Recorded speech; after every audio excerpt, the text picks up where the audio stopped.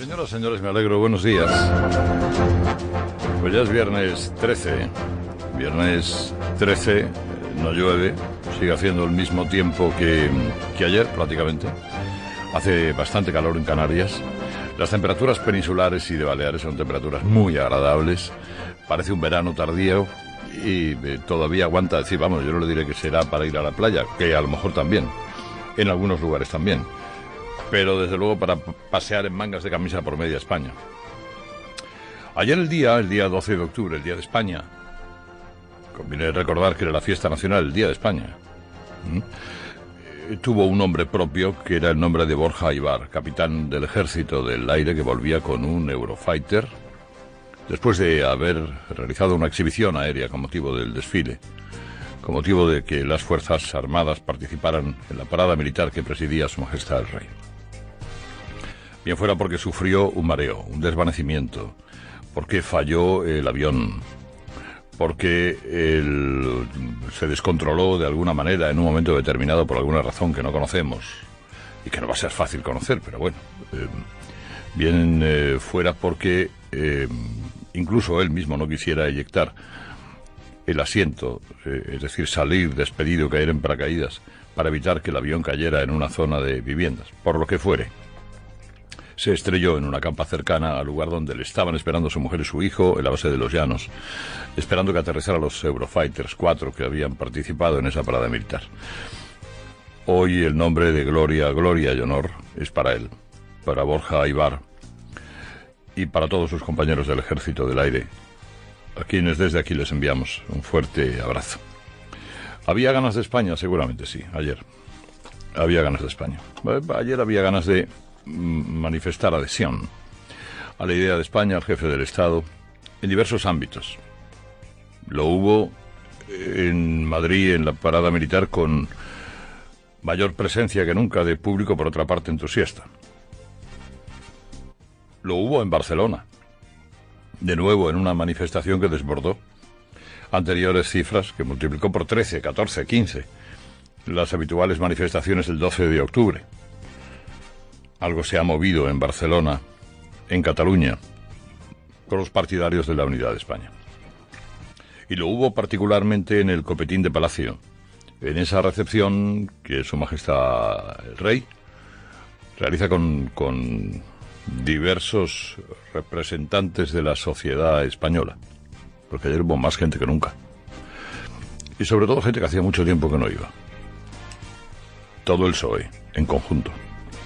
Cuando digo todo el PSOE, fuera coordinado por Rosa Conde o no, el PSOE que va desde González, es decir, el PSOE del Antiguo Testamento al del Nuevo Testamento, pasando por Susana Díaz, por Rubalcaba, por Rodríguez Zapatero y por Pedro Sánchez, que fue el único de todos los que fueron al Copetín de Palacio de ir sin corbata. Que son estos gestos infantiles que denotan el infantilismo político que tienen algunos. A lo mejor tenía un eczema en el cuello, vaya usted a saber.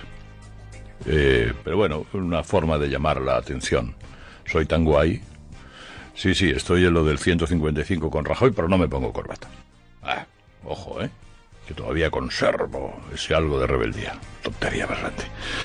Bueno, como les digo, había necesidad y orgullo de España. Y ayer lo que había en los corrillos era, yo creo que, como les digo en el artículo, después de que el rey metiera y la reina la mano en un barreño de agua fría con hielo, para que se le enfriara, porque vieron la mano a muchas personas, más personas que nunca.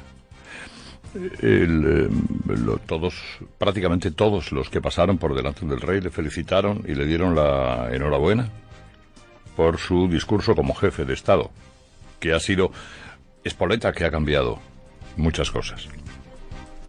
Y después había cierta sensación, decía, hombre, al menos tenemos una tregua con Puigdemont hasta el lunes. El lunes va a tener que contestar Puigdemont y decir, ¿declarará usted la independencia? Y todo el mundo da por hecho que no va a decir que no. Porque si dice que no, vamos, se lo meriendan. Va a decir que, bueno, se sabe, bueno, a ver si me entiende, yo creo que, yo pienso de qué. Y eso supone, porque ya lo ha dicho el gobierno, si dices que sí o te enmarañas, 155. Se abre un momento particularmente delicado, más delicado todavía en la política española. Y que veremos cómo eso se sortea. Hay unidad de las fuerzas políticas constitucionalistas, con o sin corbata, pero la hay. Y habrá que llevarla a cabo, ya veremos cómo. ¿Y hasta qué grado exactamente? Pero habrá que hacerlo. ¿Saben ustedes qué ocurre? Y ayer era el comentario en el Copetín. Y era el comentario porque había muchos magistrados, estaba el Supremo, estaba el Constitucional, había Audiencia Nacional, había diversos TSJs, había muchos fiscales. El comentario era, ojo, que el elefante ha empezado a caminar, ¿eh? Y vale que mover el elefante lleva un tiempecito. Pero una vez se mueve el elefante, pararlo cuesta tanto o más. Porque cuando ha empezado un fiscal a echar cuentas y a ver lo que hay, y hay un juez que dirige un juzgado de la audiencia, como quieran ustedes, diciéndole al fiscal, a ver qué me traes. Y cuando hay un fiscal que acusa y un juez que ve que efectivamente ahí hay causa de delito, que aconseja responsabilidades penales y por lo tanto la toma de alguna decisión, eso es muy difícil pararlo, ¿eh? Pero tú puedes llamar al juez y decirle, aquí yo no me jodas, no me fastidies es que estamos negociando con este. El juez dice, mira, a mí no me expliques, aquí me llega el fiscal que me pide esto. Es verdad, puede el juez decirle al fiscal, oye, Quillón, no me pidas hoy la prisión, porque si le meto hoy en la cárcel creo un pollo enorme, pídemela el lunes que viene. Pero eso como mucho, y ya veríamos. Pero si un fiscal no te pide prisión, tú no puedes como juez decretarla. Tú puedes decidir sobre lo que te pide el fiscal o las acusaciones, que en este caso no hay. Pero si el fiscal te dice, yo aquí veo delito, pues tú, hombre, puedes no verlo, pero lo más fácil es que lo veas. Y Trapero y los Jordis, el lunes, que es el mismo día que tiene que contestar Puigdemont acerca de lo que dijo o no dijo, etcétera, etcétera, etcétera, pueden ir para adentro, ¿eh? Y eso, hombre, digamos que pone al proceso, le añade una guinda extra que lo hace todavía más apasionante, si quieren ustedes, vamos a llamarle apasionante. Ese fue el día de ayer. Ese fue el día del desfile, con la presencia de Guardia Civil y Policía Nacional especialmente aplaudidos tras el hostigamiento en Cataluña. Se quiso salir del carácter estrictamente militar para potenciar un cariz también algo más civil, con otros cuerpos que prestan ayuda a los ciudadanos, como el 112, un toque histórico, con los soldados vestidos como los tercios del siglo XVI y XVII, etcétera, etcétera, etcétera. Luego, oiga, ya saben ustedes, el día de la fiesta nacional, el día de España, día también de la hispanidad, es ideal para el Campeonato Mundial de Tontos. Todo tonto que se precie, y los hay como grandes estadios, capullos que florecen al amanecer, tiene que hacer un canto indigenista, o tiene que decir que el 12 de octubre no hay nada que celebrar, o tiene que ponerse como Maduro y juzgar el siglo XV a ser posible con criterios del siglo XXI y todas esas cosas. Ayer lo hicieron otra vez, claro. Bueno, son tan adorables, tienen esa genética tan, como la que reivindica Oriol Junqueras, ¿no? Que dice que son genéticamente catalanes. Viendo a Oriol Junqueras se entiende que genéticamente sea superior, ¿no?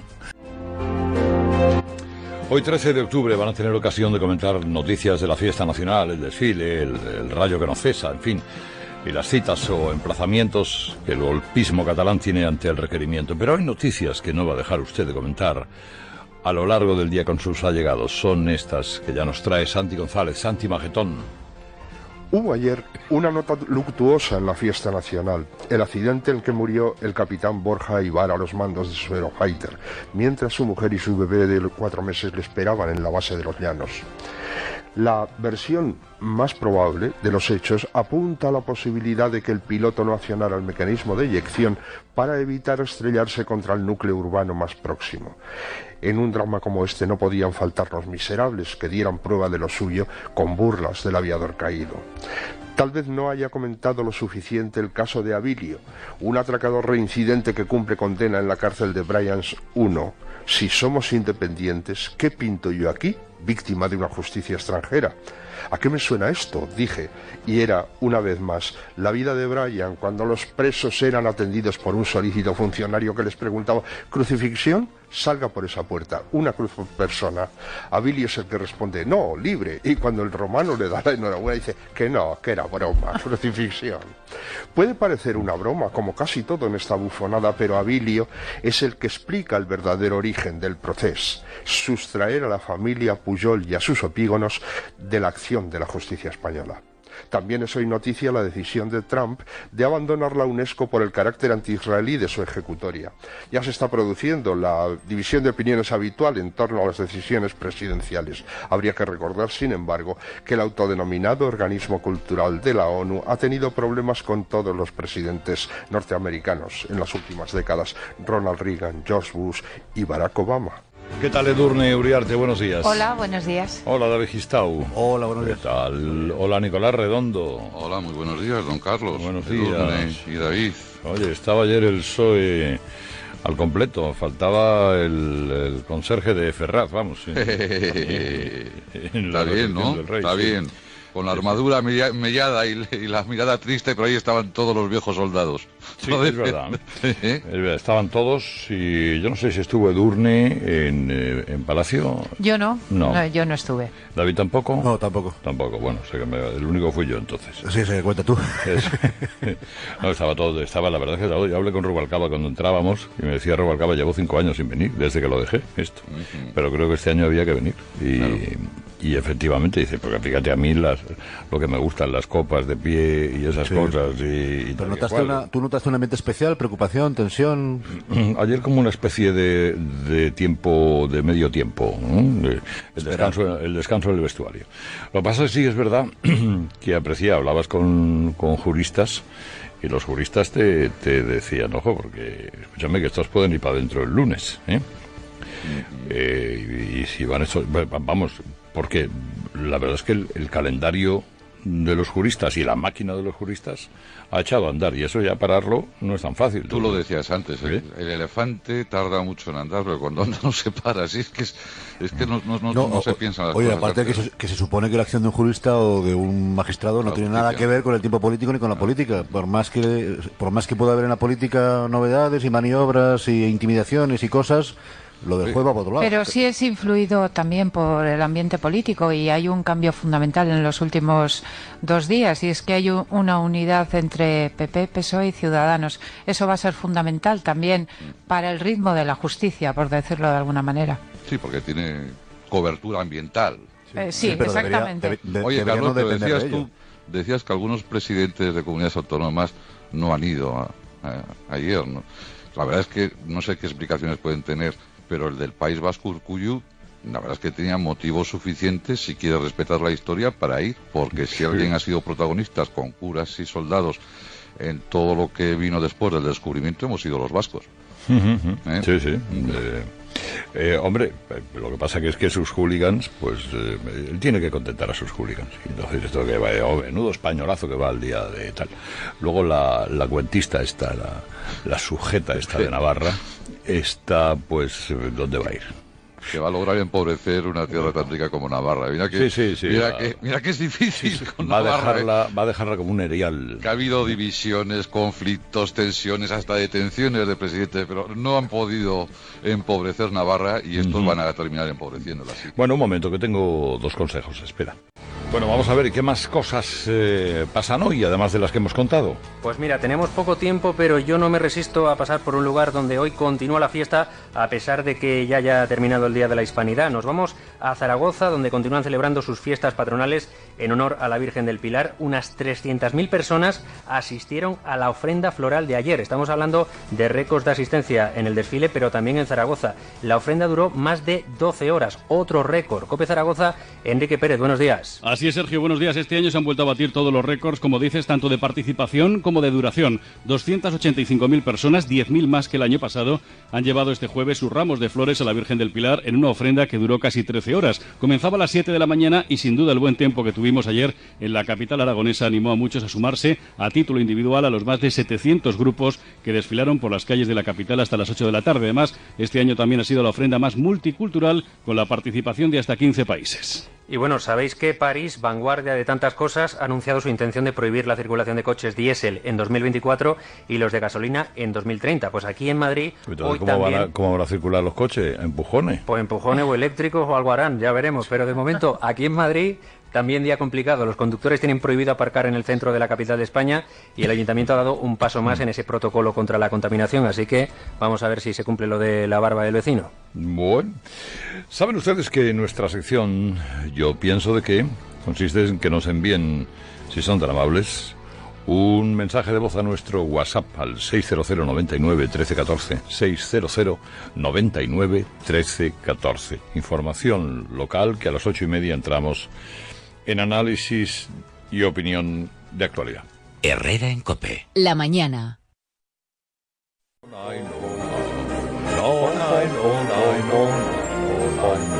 Hola, Santi Majetón. Buenos días, querido Herrera. Semana tan menguante esta, ¿eh? Nos hemos plantado en el viernes sin comerlo ni beberlo. Claro, es que se nos han juntado tantas emociones que la semana se nos ha ido en un pispas. ¿Qué tal la fiesta en el Palacio Real? Muy bien, todo muy rico y todo muy limpio. Aunque yo fui mayormente para agradecerle al rey su discurso y para que se venga arriba, claro, en momentos claves. ¿Y qué asuntos tenemos que puedan ser de interés para esta gente? Hoy, por primera vez en muchos días, no estamos constreñidos a un solo tema. Tenemos pasión de catalanes, por supuesto, pero ayer se puso en primer plano la fiesta nacional con el desfile más brillante de los últimos 10 años y la recepción más nutrida que uno recuerde.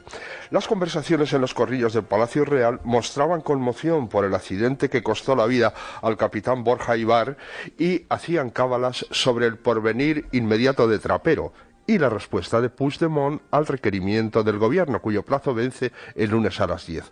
Era opinión mayoritaria que no responderá, aunque la ANC le conmina para que lo haga antes.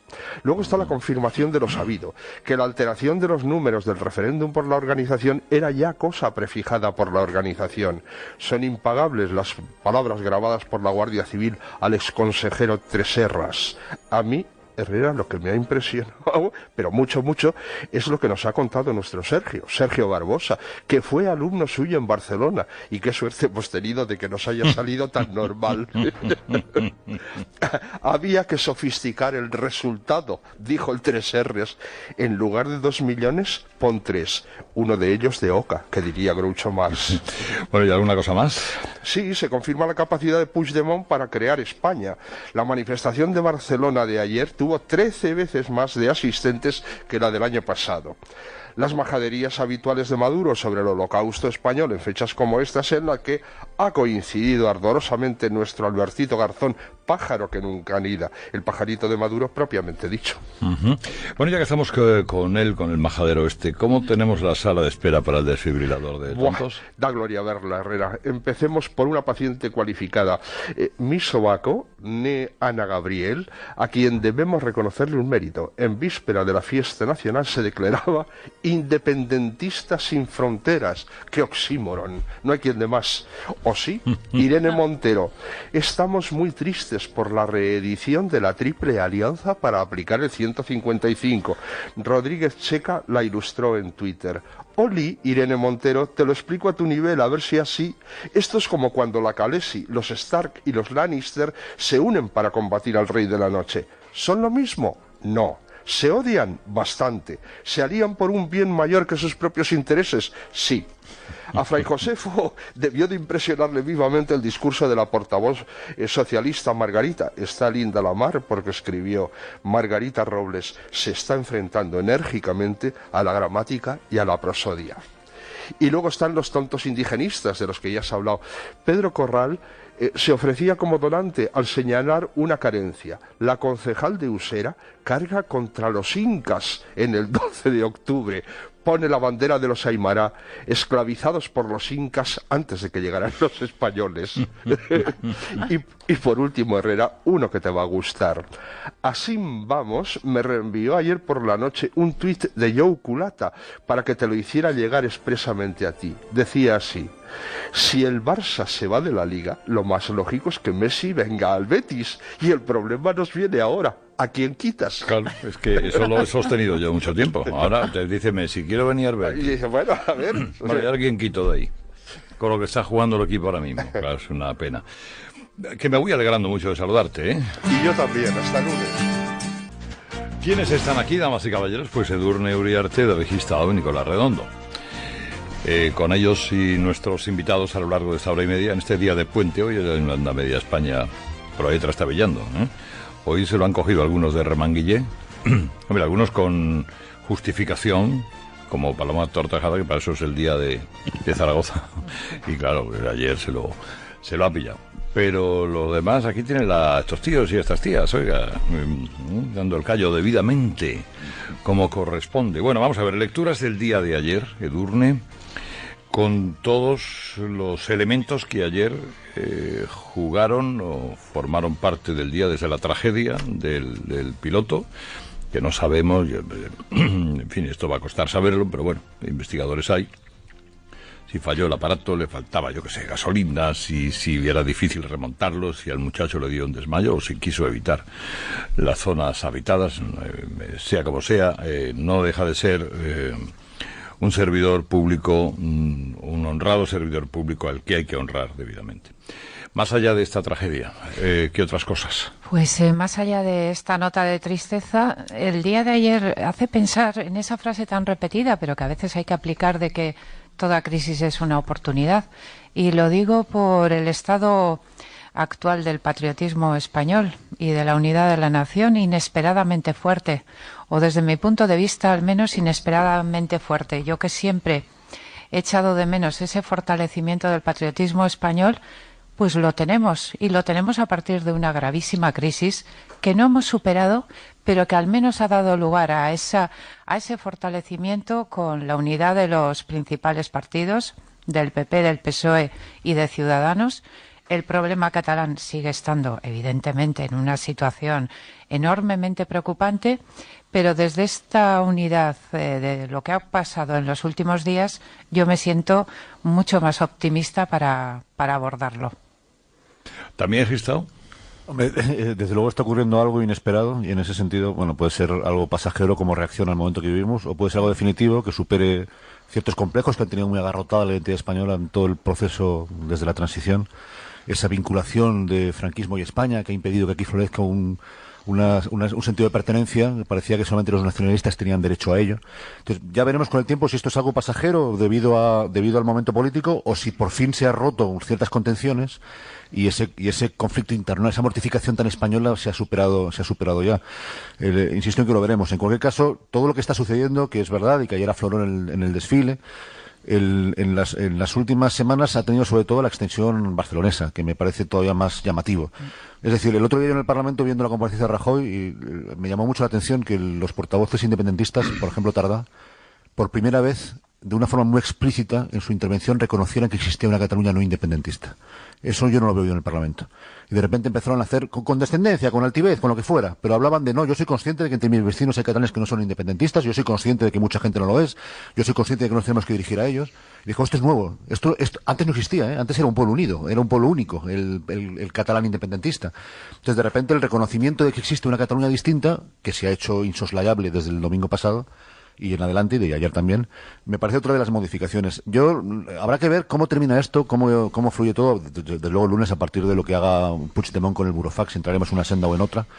Pero hay ciertas cosas que han acabado para siempre. Y yo creo que una de las cosas que han terminado para siempre es la postración o la tragadera con el actor nacionalista tal y como ha actuado en los últimos años en España, en toda la democracia. La coacción nacionalista, el narcisismo identitario nacionalista, la capacidad de someter al Estado condiciones, ese pacto vicioso, pujolista, de pagar a cambio de convivencia y estabilidad, de pagar o dejar de robar a cambio de convivencia y estabilidad. Todas esas cosas han cambiado y además yo creo que eso va a sobrevolar sobre lo que haga Rajoy. Si Rajoy tiene aspiraciones de resolver este problema con una de las componendas habituales que han sido la base de la relación con el nacionalismo durante los últimos 40 años, que se cuide, porque la gente ya no está para eso. La gente está muy harta y muy enfadada. Y esta vez lo de reformar la Constitución para contentarlos, o mandarles partidas de dinero, o cambiar su régimen fiscal, de premiar de alguna forma con medalla de plata, que no de oro, a los golpistas, que se cuide porque políticamente el ambiente no está para eso. Y también hay que recordar que lo que está sucediendo, a lo que nos referimos tanto Edurne como yo, se ha hecho fuera de los partidos políticos, ¿eh? No han intervenido, no han encauzado nada. Hay un catalizador que es el discurso del rey. Y hay una sensación espontánea que es el día que alguien colgó una bandera en la ventana y le imitó el vecino y le imitaron después unos otros cuantos cientos de miles de vecinos. Pero lo que está pasando, lo de Barcelona, la manifestación, es puro movimiento civil. Los partidos están superados por eso, no han hecho nada, no han aportado nada. Sí, a ver, Nicolau. Sí, yo estoy bastante de acuerdo con lo que acaban de comentar tanto David como Edurne. Es más, venía pensando ayer, según me acercaba a Bilbao, que España, no el Estado, ni siquiera la Constitución, yo quiero esta España constitucional, pero ni siquiera la Constitución. España entra en la vida política con una contundencia avasalladora. La transición se hizo a costa de un cierto silencio sobre el pasado, como decía David, se relacionó España con el franquismo, había que bajar, había que ocultar ese nacionalismo del que era el origen, que creíamos que era el origen de todo lo que había pasado, y se hizo a cambio de una convivencia tranquila. Y los ciudadanos españoles han venido soportando durante mucho tiempo pues una posición dominante, algunas veces prepotente, exigente, a veces maleducada, de los nacionalismos periféricos. Y todo el mundo va pues protestando unos y otros, pero todo el mundo ha estado callado. Hoy entra por el pulso de los independentistas catalanes España, no el Estado, no la reforma, no sé qué. España entra en el discurso político y ahí se abre muchas interrogantes muy interesantes. Decía David, bueno, esto ha sido una reacción popular fuera de los partidos, por cierto, muy española y no siempre positiva y que hay que encauzar. Yo veo en el centro derecha, en Rajoy, en Rivera, en PP y en Ciudadanos, una visión de España. A algunos les puede gustar, a otros no les puede gustar. Hasta a los que no les gusta no pueden decir que ni Rajoy ni quien le pueda sustituir en el futuro, que vete a saber, ni Rivera son de extrema derecha. Hay una visión cercana, clara del centro derecha. Y la izquierda tiene que participar en ese debate con su visión de España, como lo hacen las otras izquierdas. No digo la izquierda de Podemos, porque a Podemos solo le gustará la España que entre en su proyecto político. Lo único que les satisfará es que España entre en ese proyecto pseudo-revolucionario, criptocomunista, y mientras tanto no les gustará nada. Garzón, Pablo Iglesias, todos los días, aunque algunos no lo quieran ver, lo demuestran. Pero el PSOE sí tiene mucho que aportar. Durante mucho tiempo hemos fecundado, apoyado, con muy buena intención, creo yo que en términos generales, lo que había de pluralidad en España. Para que conviviéramos todos, y está muy bien, y probablemente no, con seguridad, se ha hecho con buena intención. Pero llega el momento de ver lo que nos une, de qué somos resultado. ¿Por qué somos lo que somos y no somos otra cosa? ¿Por qué figuramos en el mundo como figuramos y no figuramos de otra forma? ¿Por qué tenemos relaciones con nuestros vecinos de una manera y no las tenemos de otra? Eso que otros países lo han tenido claro, nosotros durante mucho tiempo, por nuestra historia poco canónica, como decía Américo Castro, no le hemos prestado atención. Y ahora inevitablemente le vamos a tener que prestar atención. Eso no quiere decir que no reformemos la Constitución, que no hablemos del Estado, pero el hecho español, el hecho de España, lo común, el producto de una historia empieza a formar parte de ese discurso político. La centro derecha, como digo, no tiene inconveniente en transitar por ese camino, y no estoy hablando de la extrema derecha, vuelvo a repetir, del centro derecha. Pero no hagas esa objeción, estás cayendo en el complejo. No, porque yo quiero aclararlo, porque hay mucha gente. Estoy hablando del centro derecha, y la izquierda tiene que entrar también, sin complejo en este caso, en ese ámbito pero es que, de discusión. Sí, pero, Nicolás, para la izquierda, sí. un segundito nada más, para la izquierda no debe ser tan difícil porque yo creo que todas las percepciones que van a cambiar a partir de ahora, evidentemente no en el núcleo del independentismo, no se van a ver a sí mismos así, pero durante mucho tiempo ha existido un terrible narcisismo según el cual el nacionalismo independentista representaba lo más progresista, tenía todas las credenciales de la Gauche Divine, y en cambio, y mientras que España permanecía, por más que hubiera evolucionado a lo largo de la historia, se hubiera convertido en una democracia europea homologable con cualquiera, era la caspa, era lo antiguo, era lo anacrónico, era la gárgola. Eso ha cambiado. Es que el proyecto regresivo, el proyecto anacrónico, el nacionalismo chungo lo representa, no para ellos mismos, evidentemente, pero para la visión europea lo representa lo que están haciendo en Cataluña. Bueno, España representa la democracia liberal que se defiende de eso. Pero eso, bueno, ha cambiado relativamente, es verdad. Tampoco En RC no, claro, pero, en la CUP no. Sí, pero sí está cambiando. Pero es cierto lo que planteabas, Nicolás, de que en la derecha española hay de siempre una asunción del patriotismo democrático, moderno en estas últimas décadas, pero sin embargo dentro de la izquierda hay un debate sobre el patriotismo. Y de hecho el otro día en el discurso de Borrell, en el discurso en Barcelona, que fue un discurso magnífico en defensa del Estado de Derecho, sin embargo hubo una crítica a todos los patriotismos.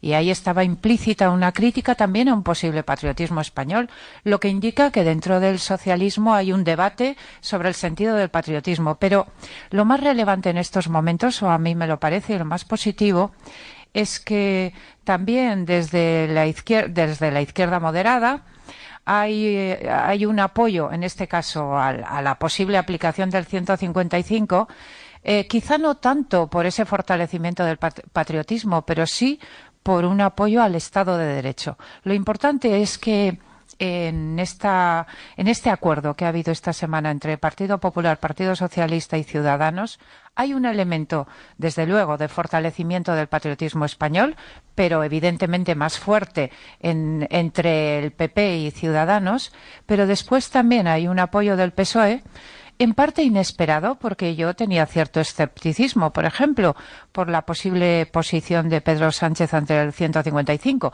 pero hay también un acuerdo del PSOE, en este caso quizá más fundado en su apoyo al Estado de Derecho.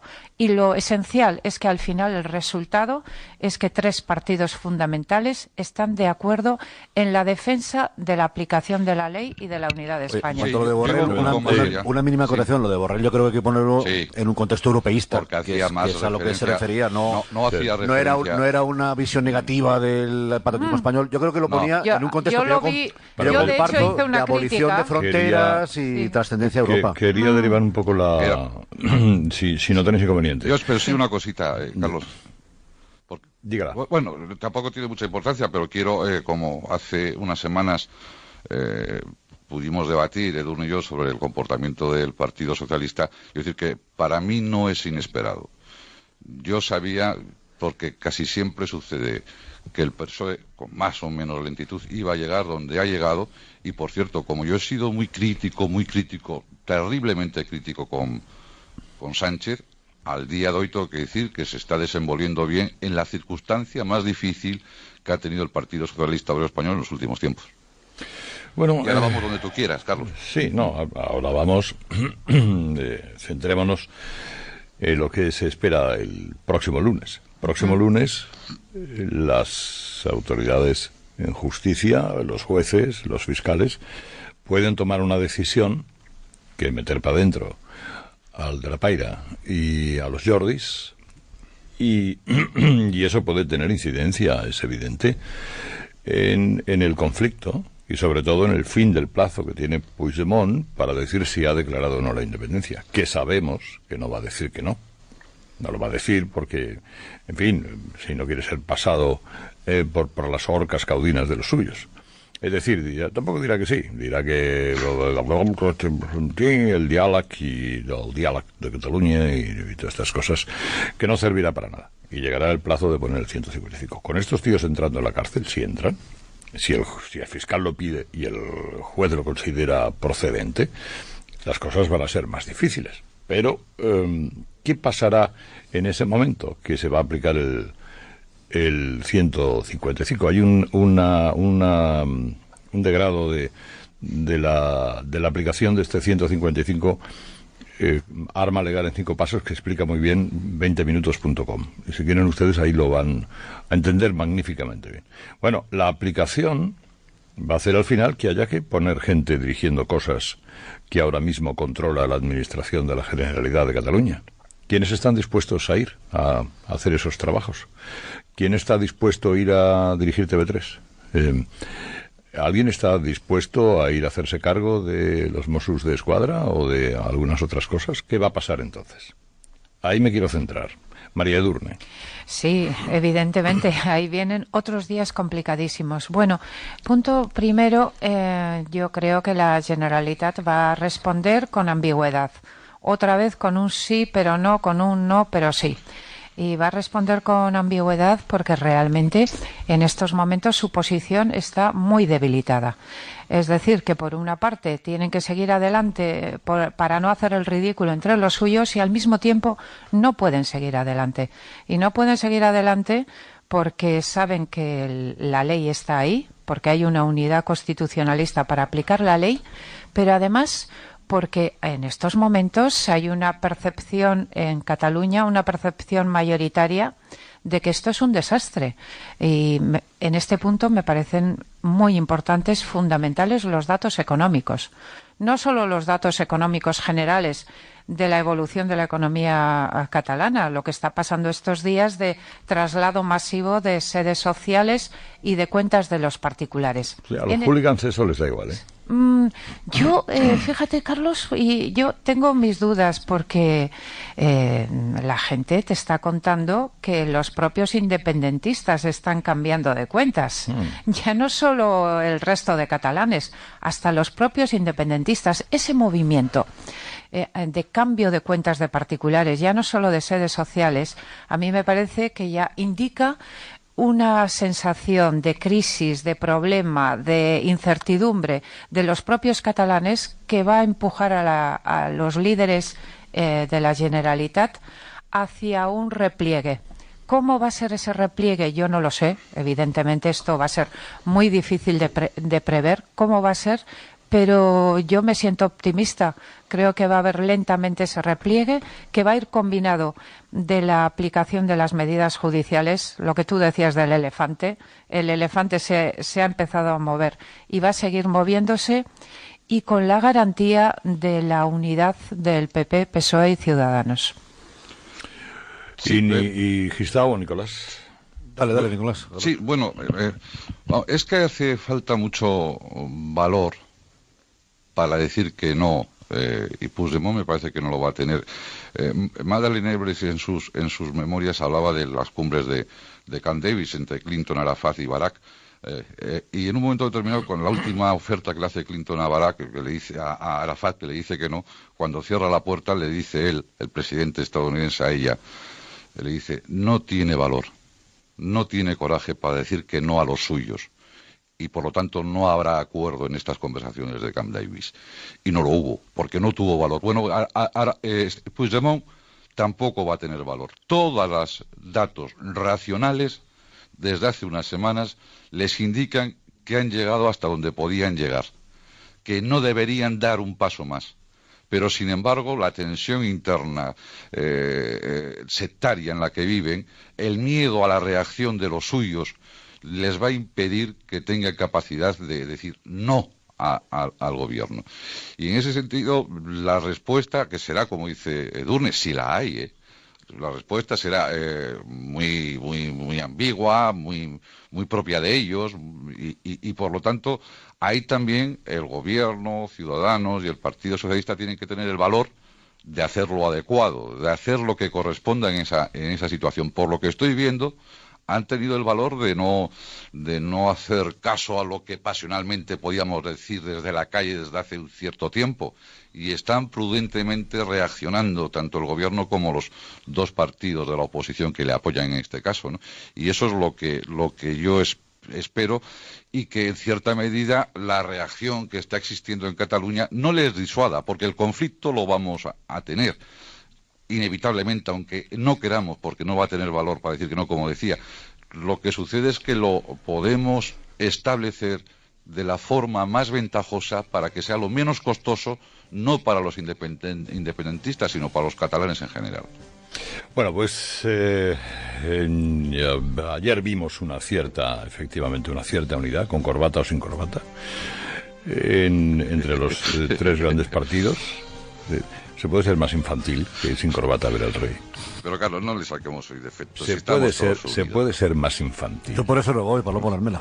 Es que es de infantil. Es de alevines, de verdad. Bueno, pero en fin, lo que importa es lo otro. Esto es. Efectivamente, y en lo otro, no hay duda. Ayer el PSOE estuvo, sobre todo el Antiguo Testamento, donde tenía que estar y como tenía que estar. Bueno, y el Medio Testamento, que estaba Zapatero también. No, y el Nuevo, que siempre, siempre está el prejuicio de estos traiciones, Claro. Pues estar ahí. Pero es que el Antiguo hacía tiempo que no iba, porque ya, bueno, en fin, se le ha pasado estas cosas de ir a estas cosas, yo lo entiendo. Pero es que ayer estaban, te digo lo de Rubalcaba. Y el Nuevo estaba también. O sea que eso también hay que decirlo, vaya lo uno por lo otro. Y también Ciudadanos y también el Gobierno. Ayer se escenificó una unidad, hombre, satisfactoria, a todas luces. Ahora vamos a ver, porque son 56. Pues estoy en Cope Tres Cantos con mi familia que siguen sobando boca y puente. ¡Qué envidia! Fíjate tú. Sí, nada, me voy a currar, que tenemos programa con cierta normalidad. Oye, quiero relacionar dos asuntos de ayer.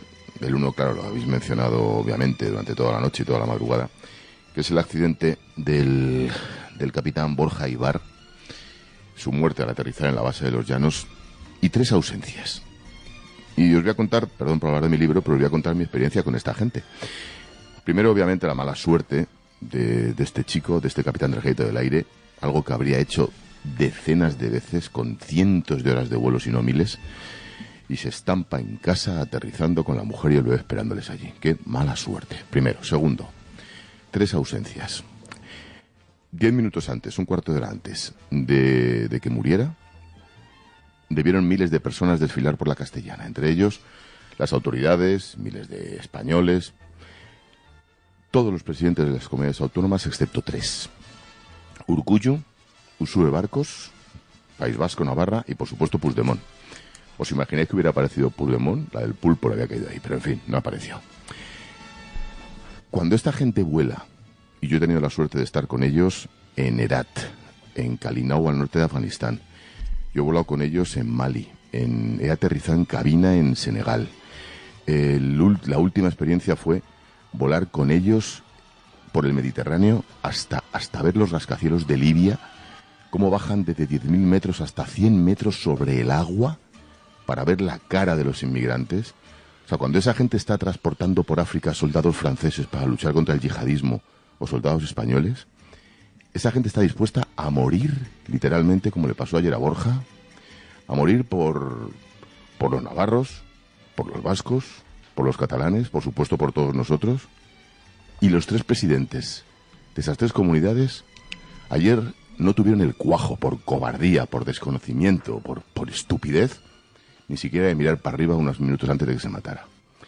Me parece de una ignominia, me parece de una bajeza y de una ridiculez que tres representantes de sitios tan históricos para la historia de España como el País Vasco, Navarra y Cataluña no estuvieran ayer homenajeando a los que dan la vida, literalmente, por desgracia, por todos nosotros. Y me pareció de destacar las ausencias y la ausencia para siempre de Borja. Una vergüenza que esos 3 territorios no estuvieran representados ante los que dan la vida por todos nosotros. Ya está. Mi querido amigo, me alegro mucho de saludarte. Hasta luego, chicos. Hasta luego. Mira, voy a presentarles a ustedes a un hombre, pues, de las varias cosas que ha sido, yo les diría que ha sido de los portavoces parlamentarios más brillantes que ha tenido la democracia. Claro, ahí supongo que cada uno de vosotros 3 tendréis vuestro preferido, o el que consideráis que ha sido más brillante. El que lo considera Nicolás, ¿cuál crees que ha sido? Pero de grupo parlamentarios. Sí, de grupo parlamentario. Yo claro, de los que he visto mientras fui parlamentario diputado, Carlos Olchaga era brillantísimo, con una capacidad de introducir literatura y análisis político brutal. Pero tú claro, ¿porque sabías que lo iba a entrevistar ahora o por qué? No lo sabía. Bueno, no lo sabía. Vamos a ver, don Carlos Solchaga, buenos días. Buenos días, Carlos, ¿cómo estás? Buenos días, y dile a nuestro común amigo que no me lo creo, que no lo supiera. No, de verdad, no lo sabía. Estoy aquí en Bilbao aislado. Pues yo coincido, yo creo que ha sido uno de los, desde luego, de los 4 portavoces del póker de portavoces parlamentarios más brillantes, independientemente de que hayas coincidido o no con sus apreciaciones, pero decir, y luego cómo estuvo en la cúpula de la Dirección Económica de España en un momento crucial. Carlos Solchaga forma parte junto con Pedro Solbes y Luis de Guindos de este libro de Miguel Ángel Noceda que habla de la economía de la democracia. Es un libro para que lo podamos leer incluso los que no tenemos ni repajoles de idea de economía. Ya hablamos muchas veces tocando, en fin, campanas a ver si suenan, ¿no? La tecla. La flauta, sí. Esto, Carlos Solchaga hereda una economía que se recompone un poco, se recompone un poco, pero tiene que prepararse para Europa en el año 77 con los pactos de la Moncloa. Yo por eso la primera pregunta que le quiero hacer, Carlos, es ¿qué efecto lisérgico tuvieron aquellos pactos de la Moncloa que en un escenario de crisis del 73, la del 77, que también fue de órdago, con una inflación desatada y con un desastre prácticamente todo deshilachado, recompusiera un poco la situación? ¿Dónde estaba el milagro?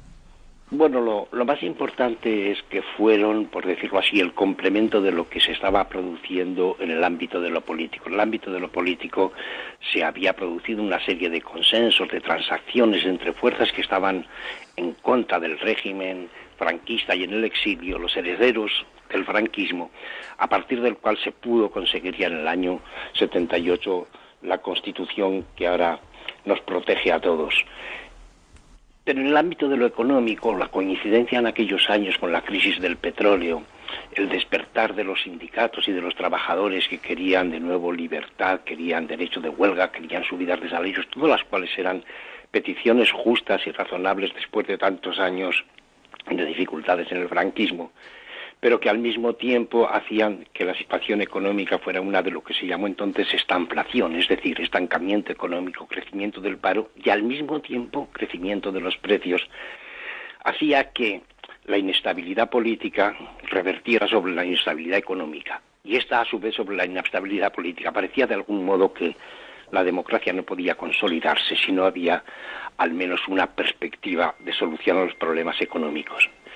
Bien, ese es el papel que jugaron los pactos de la Moncloa. No resolvieron todos los problemas, pero dar la sensación de que había unos pactos entre patronal y sindicatos, entre gobierno y oposición, significó a partir de aquel momento que se podía hacer frente al ajuste económico que el país necesitaba para poder recuperar la confianza internacional y obtener nuevas inversiones, que complementaba la situación política a la que antes he hecho referencia. Este equilibrio, sin embargo, como usted sabe, igual que yo, y muchos lo recordarán, no fue suficiente porque entró una tercera variable muy importante, cual fue el desarrollo de las autonomías y las dificultades que tuvo la derecha de la época, digamos, los residuos franquistas para aceptar la descentralización del Estado y el peligro separatista que algunos de ellos creían presumir que existía en la misma. Bueno, no se han equivocado mucho con lo segundo. Bueno, usted sabe que fue lo que estuvo detrás del golpe de Estado, del 23F, fundamentalmente. Bueno. El señor Solchaga, a usted le corresponde preparar la economía para entrar nada menos que la Comunidad Europea y luego dejar más o menos listo el largo camino que ya otros establecieron para entrar en Maastricht, moneda única con el tiempo y otras cosas. Cuando en el año 1982 toma usted los mandos económicos del país, ¿qué se encuentra y cuál es el principal objetivo? Es decir, ¿qué había que arreglar para entrar en una comunidad europea, luego Unión Europea, que suponía muchas cosas? Entre otras cosas, lo que negoció el gobierno de Felipe González, que fueron importantes fondos comunitarios para España que sirvieron para no pocas cosas. En el 82, cuando llegamos los socialistas al poder, llegamos con una gran ventaja, que es un enorme respaldo social, representado por un 40 y tantos por ciento, casi un 50% de los votos emitidos. Y, por decirlo así, aquella especie de base social y política suficiente nos permitió acceder a la resolución de algunos problemas difíciles que la falta de base de los gobiernos, de base política de los gobiernos de UCD, les había impedido afrontar. Entonces, lo que tuvimos que hacer por un lado fue la reconversión industrial y preparar la industria, porque si queríamos entrar en la Unión Europea teníamos que desmontar todo el aparato proteccionista que le servía a esa industria y por tanto iba a haber más competencia y se podía hundir del todo. Entonces había que reformar aquella industria a través de la reconversión. Hubo que ajustar en conjunto la economía, esto lo hizo el primer ministro de Economía y de Hacienda, don Miguel Boyer, hace pocos años fallecido, y hubo también que preparar el conjunto de instituciones de nuestro país para lo que habría de ser la negociación con la Comunidad Económica Europea.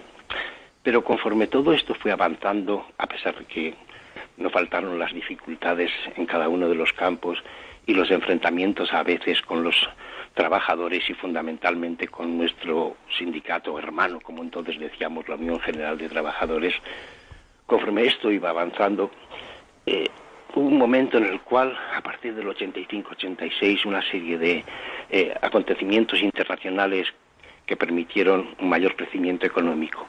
Y nuestra entrada ya en la Unión Europea, que se firmó, como usted recordará, en junio de 1985, con efectos del 1 de enero del 86, cambió totalmente ya la situación. Por primera vez, desde que se había desatado la crisis industrial del petróleo del año 73, en España había perspectivas de crecimiento. Y entre el 86 y el 91 la economía creció extraordinariamente. La inversión, que había sido negativa durante 10 años en su evolución, pasó a crecer a tasas del 20%. Empezamos a hacer las infraestructuras, las primeras con la ocasión de los acontecimientos del 92, la duplicación de la carretera Andalucía o el nuevo aeropuerto de Sevilla o la creación del AVE Madrid-Sevilla. En fin, el país se fue transformando en aquellos años y homologándose hacia Europa. No solamente en las infraestructuras o en el nivel de vida económico que iba mejorando, sino también en la creación de un estado del bienestar en el cual ya la cobertura sanitaria afectara a todos los españoles, en el cual hubiera un subsidio de desempleo general y bastante aceptable y sobre todo empezar a dar cierta seguridad, la existencia de pensiones cada vez más dignas. Le iba a preguntar por la reconversión y si aquello lo hubiera podido hacer un partido que no fuera de izquierdas, pero hubiera sido más difícil, indudablemente. Pero indudablemente. Pero el 92 me interesa mucho, sobre todo desde un punto de vista. Aquellas decisiones que se tomaron, algunas de ellas valientes y que me he llevado aplaudiendo 25 años, como por ejemplo hacer el vector de desarrollo del tren, del ferrocarril hacia el sur, para no dejar el sur descolgado. ¿Aquello cree usted que hoy se realizaría? Es decir, hoy con el ámbito político que tenemos, ¿cree usted que no habría formaciones que harían imposible la toma de la decisión estratégica de organizar cosas como el 92 en Sevilla o los Juegos Olímpicos de Barcelona? Es posible que la cohesión social y el consenso político que existe hoy no fueran suficientes para permitir a un gobierno lanzarse a ese tipo de iniciativas que eran exigentes, requerían esfuerzos, y no solo financieros, sino también de capacidad de organización. Lo que en gran medida España demostró al mundo en el 92 es que era un país homologable con los más modernos, que era capaz de acceder a proyectos importantes y complejos y llevarlos a la práctica de manera satisfactoria, etcétera, ¿no? Y hoy, pues es verdad que resultaría bastante difícil este esfuerzo hecho en una sola dirección que contara con el respaldo, el consenso y la comprensión, a veces de algunas regiones españolas a las que no les afectaba, y con frecuencia también de los partidos de la oposición, que habrían de criticarlo quizás duramente.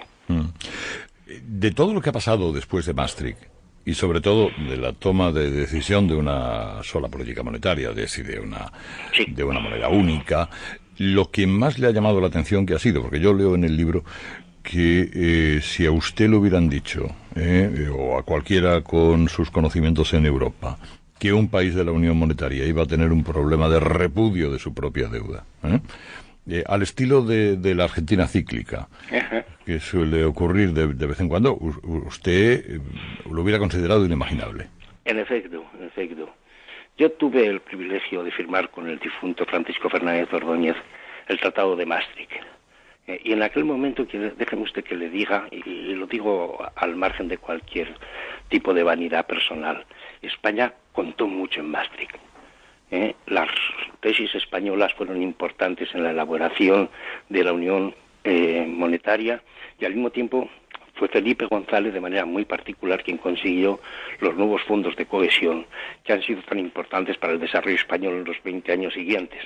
Pero dicho esto, cuando hicimos Maastricht, ahora algunos nos reprochan, y no sin fundamento, que no habíamos visto el inconveniente que tiene tener un solo banco central y por tanto una sola política monetaria, y al mismo tiempo 12, 20, cualquiera que sea el número de los países que estén en la eurozona, de políticas fiscales y por tanto de déficits fiscales y de deuda pública de cada país. Y en parte tienen razón, ya sabíamos que lo ideal era tener un banco central y un solo ministerio de Hacienda, pero todavía ni entonces ni aún ahora está la situación política como para tratar de proponer un modelo de esa naturaleza o tratar de implantar esa tesis política. Y déjeme que me venga ahora mismo. Ahora mismo dicen todos los observadores y los institutos internacionales. Está España creciendo en la previsión incluso por cima del 3%, que es bastante más que los países de su entorno. Las inversiones siguen llegando a España, además a un ritmo bastante notable. La prima de riesgo, a pesar de tener una deuda voluminosa, es tolerable o soportable. Esto es lo del azulejo que tantas veces citamos. ¿Quién puede venir y joderlo?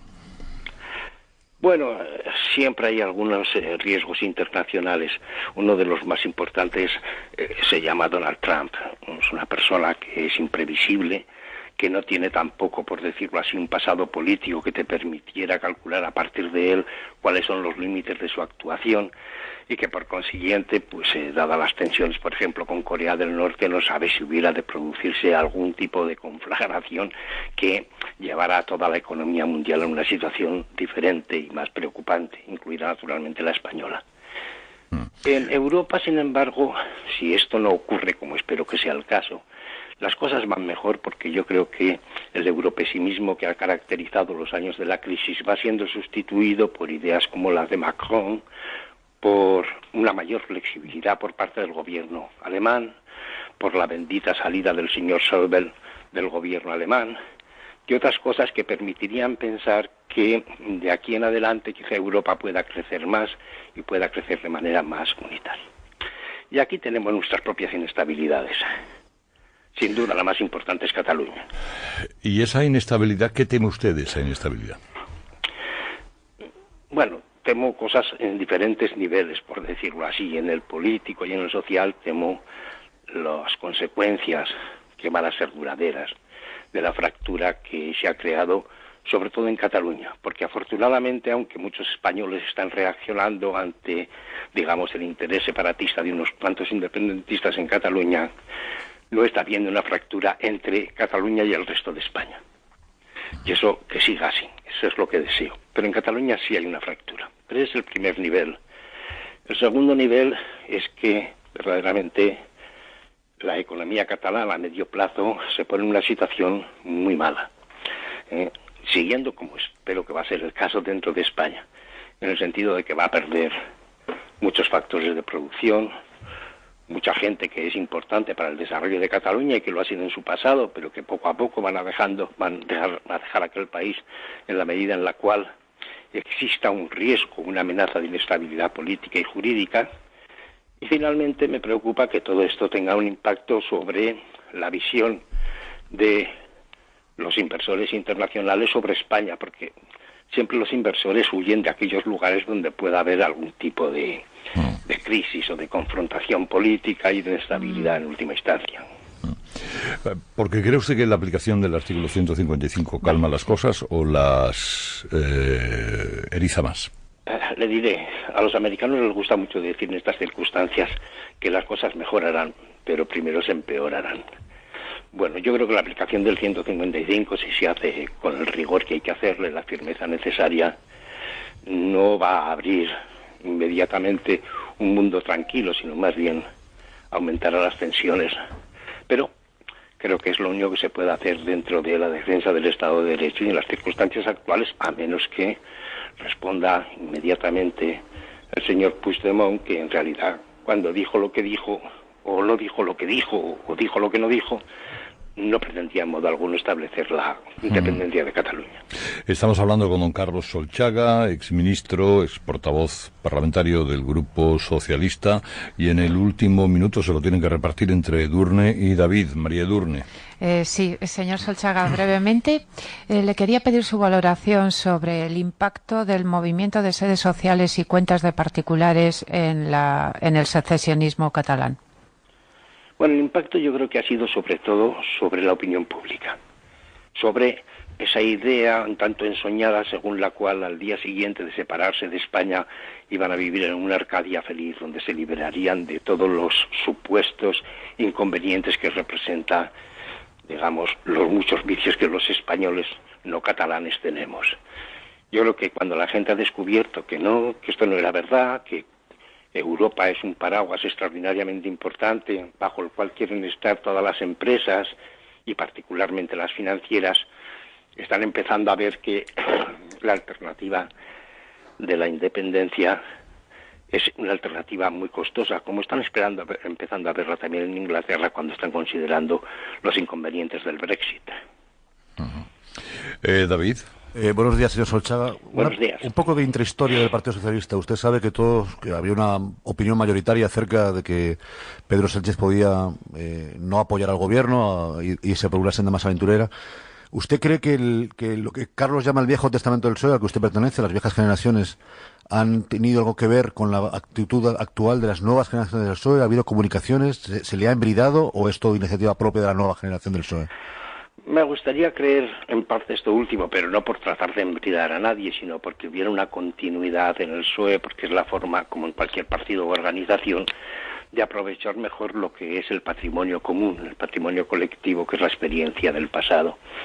Pero yo creo que no ha sido así, honestamente. Yo creo que ha sido una consideración recientemente realista y por eso inteligente de Pedro Sánchez de cuál es la situación y dónde debe situarse un partido constitucionalista con la aspiración a gobernar toda España en la tesitura política en la que vivimos hoy.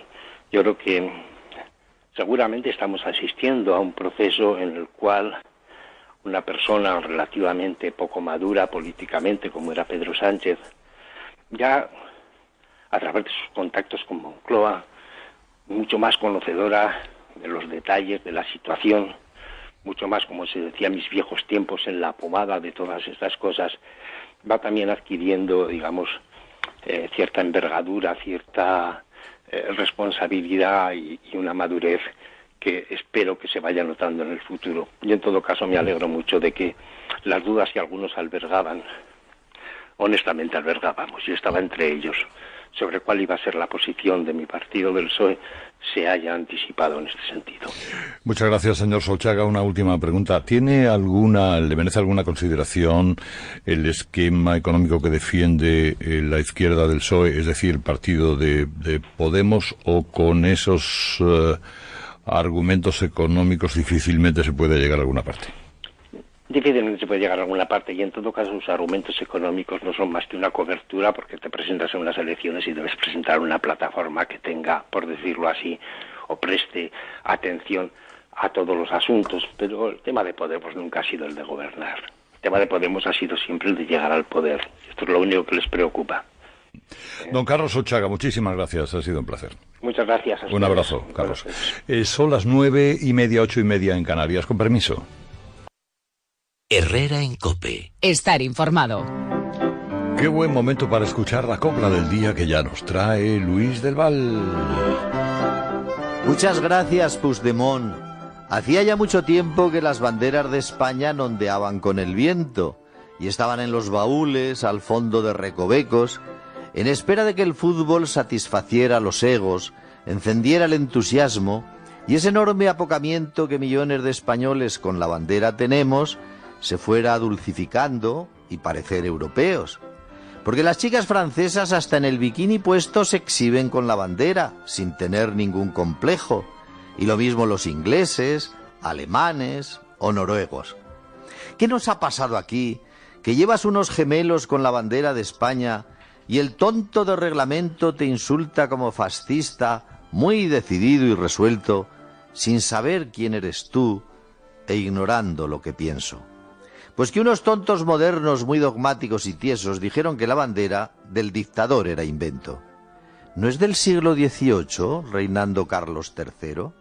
Naturalmente que sí, pero los tontos señeros, esos tontos progresistas con pocos conocimientos, como no saben qué hacer, ellos solo decidieron que la bandera de España no era un símbolo muy fresco. Hombre, es que ya hace muchos años que murió Carlos III y los tontos progresistas ya deberían saberlo. Tratan igual las banderas que el pescado, por lo fresco. No te esfuerces con los tontos, que es un problema muy viejo. Mas la batalla han perdido sin comerlo ni beberlo. Se ha roto la timidez, abajo el encogimiento y se sacan las banderas sin ningún retraimiento. ¿Qué ha podido suceder? ¿Cómo hemos llegado hasta esto? La más simple explicación en Puigdemont la tenemos. Muchas gracias, Puigdemont. Hacía ya mucho tiempo que las banderas de España no ondeaban con el viento. Y es que a través de los meses te has portado tan gamberro, nos has despreciado tanto y tienes tan malos gestos que has sacado al español que muchos llevamos dentro. La muerte del capitán Borja Aybar ayer, desgraciada, trágica, en accidente de aviación después de volver de la parada militar, de la exhibición aérea en el desfile del 12 de octubre, nos tiene ciertamente conmocionados, ¿no? Estos días la investigación será saber qué es lo que le ha ocurrido. Hay un abanico de posibilidades inmenso, como pueden imaginar, y además no sabiendo es hablar por hablar. Si sufría un desvanecimiento, si algún error en la configuración del avión, si falta de combustible, bueno, estas cosas. Hombre, que lo puede saber es un ingeniero aeronáutico que puede darnos algún intento de explicar cómo funcionan estos aviones. Don Ignacio Ferrer pertenece al Colegio Oficial de Ingenieros Aeronáuticos de España. ¿Qué tal, don Ignacio? Buenos días. Hola, buenos días, don Carlos. Aquí nos encontramos ante una variedad de causas que llevan a un avión a estrellarse, normalmente o mecánicas o fallo humano, ¿no? Es decir, esto es no hay más posibilidades. Bueno, acción exterior, que en este caso se descarta. Mayormente, el Eurofighter es un avión que crea algún tipo de problemas en algún momento determinado. Mire, Carlos, el Eurofighter es un avión de caza modernísimo, polivalente y bimotor, y además de una maniobrabilidad extraordinaria. Es un avión muy ligero, además, porque está construido prácticamente en su 85% en materiales compuestos de fibra de carbono y fibra de cristal. Tiene una agilidad extraordinaria en vuelo supersónico y en vuelo subsónico debido al diseño de ala que lleva también. Tiene la inestabilidad lógica y normal de los aviones de caza, y por eso lleva además un sistema de control de vuelo completamente digital, con cuádruple redundancia y encargado de proporcionar toda la estabilidad que el avión requiere para meterle siempre dentro de los límites de seguridad que el control del avión necesita. Por tanto, eso es lo que tenemos de maravilla en lo que es este avión. Cuenta con una cabina de cristal, de la que llamamos en términos aeronáuticos cabina de cristales, que es donde no hay instrumentos convencionales. Todos son pantallas donde la información se muestra absolutamente para la navegación, para los datos de motor, para los trámites, para absolutamente todo. Y este es el avión que tenemos y el que ayer desgraciadamente sufrió el accidente. ¿Y las causas por las que puede sufrir un accidente de ese tipo, ese avión, son tantas como queramos? Sí, tantas como queramos, efectivamente, pero quizá hay información ninguna, porque la información que hay yo la he leído en ABC. Ayer me enteré enseguida, estuve intentando, porque siempre me interesa mucho estas cuestiones, mirando qué había, y lo único que sabía es que el avión iba en formación de 4, llegando al aeropuerto en vuelo rasante, y que al hacer las maniobras de rotura de formación, 3 aviones siguieron la maniobra establecida y este no la siguió. Eso es todo lo que se sabe. ¿Qué sugiere pues para mí una entrada en pérdida, lo que aparentemente sugiere la situación de que el avión no siga el ascenso que siguen los demás. ¿Por qué la entrada en pérdida? Pues ahí está, eso es lo que hay que averiguar ahora, si es que es así además. Cuando dice pérdida, ¿quiere decir pérdida porque no lleva combustible? No, entrada en pérdida porque la configuración aerodinámica en un determinado momento, por falta de potencia, por configuración aerodinámica, hace que el avión no sustente. Y entonces automáticamente el avión, si encima va muy cerca del suelo, inmediatamente se precipita sobre el suelo.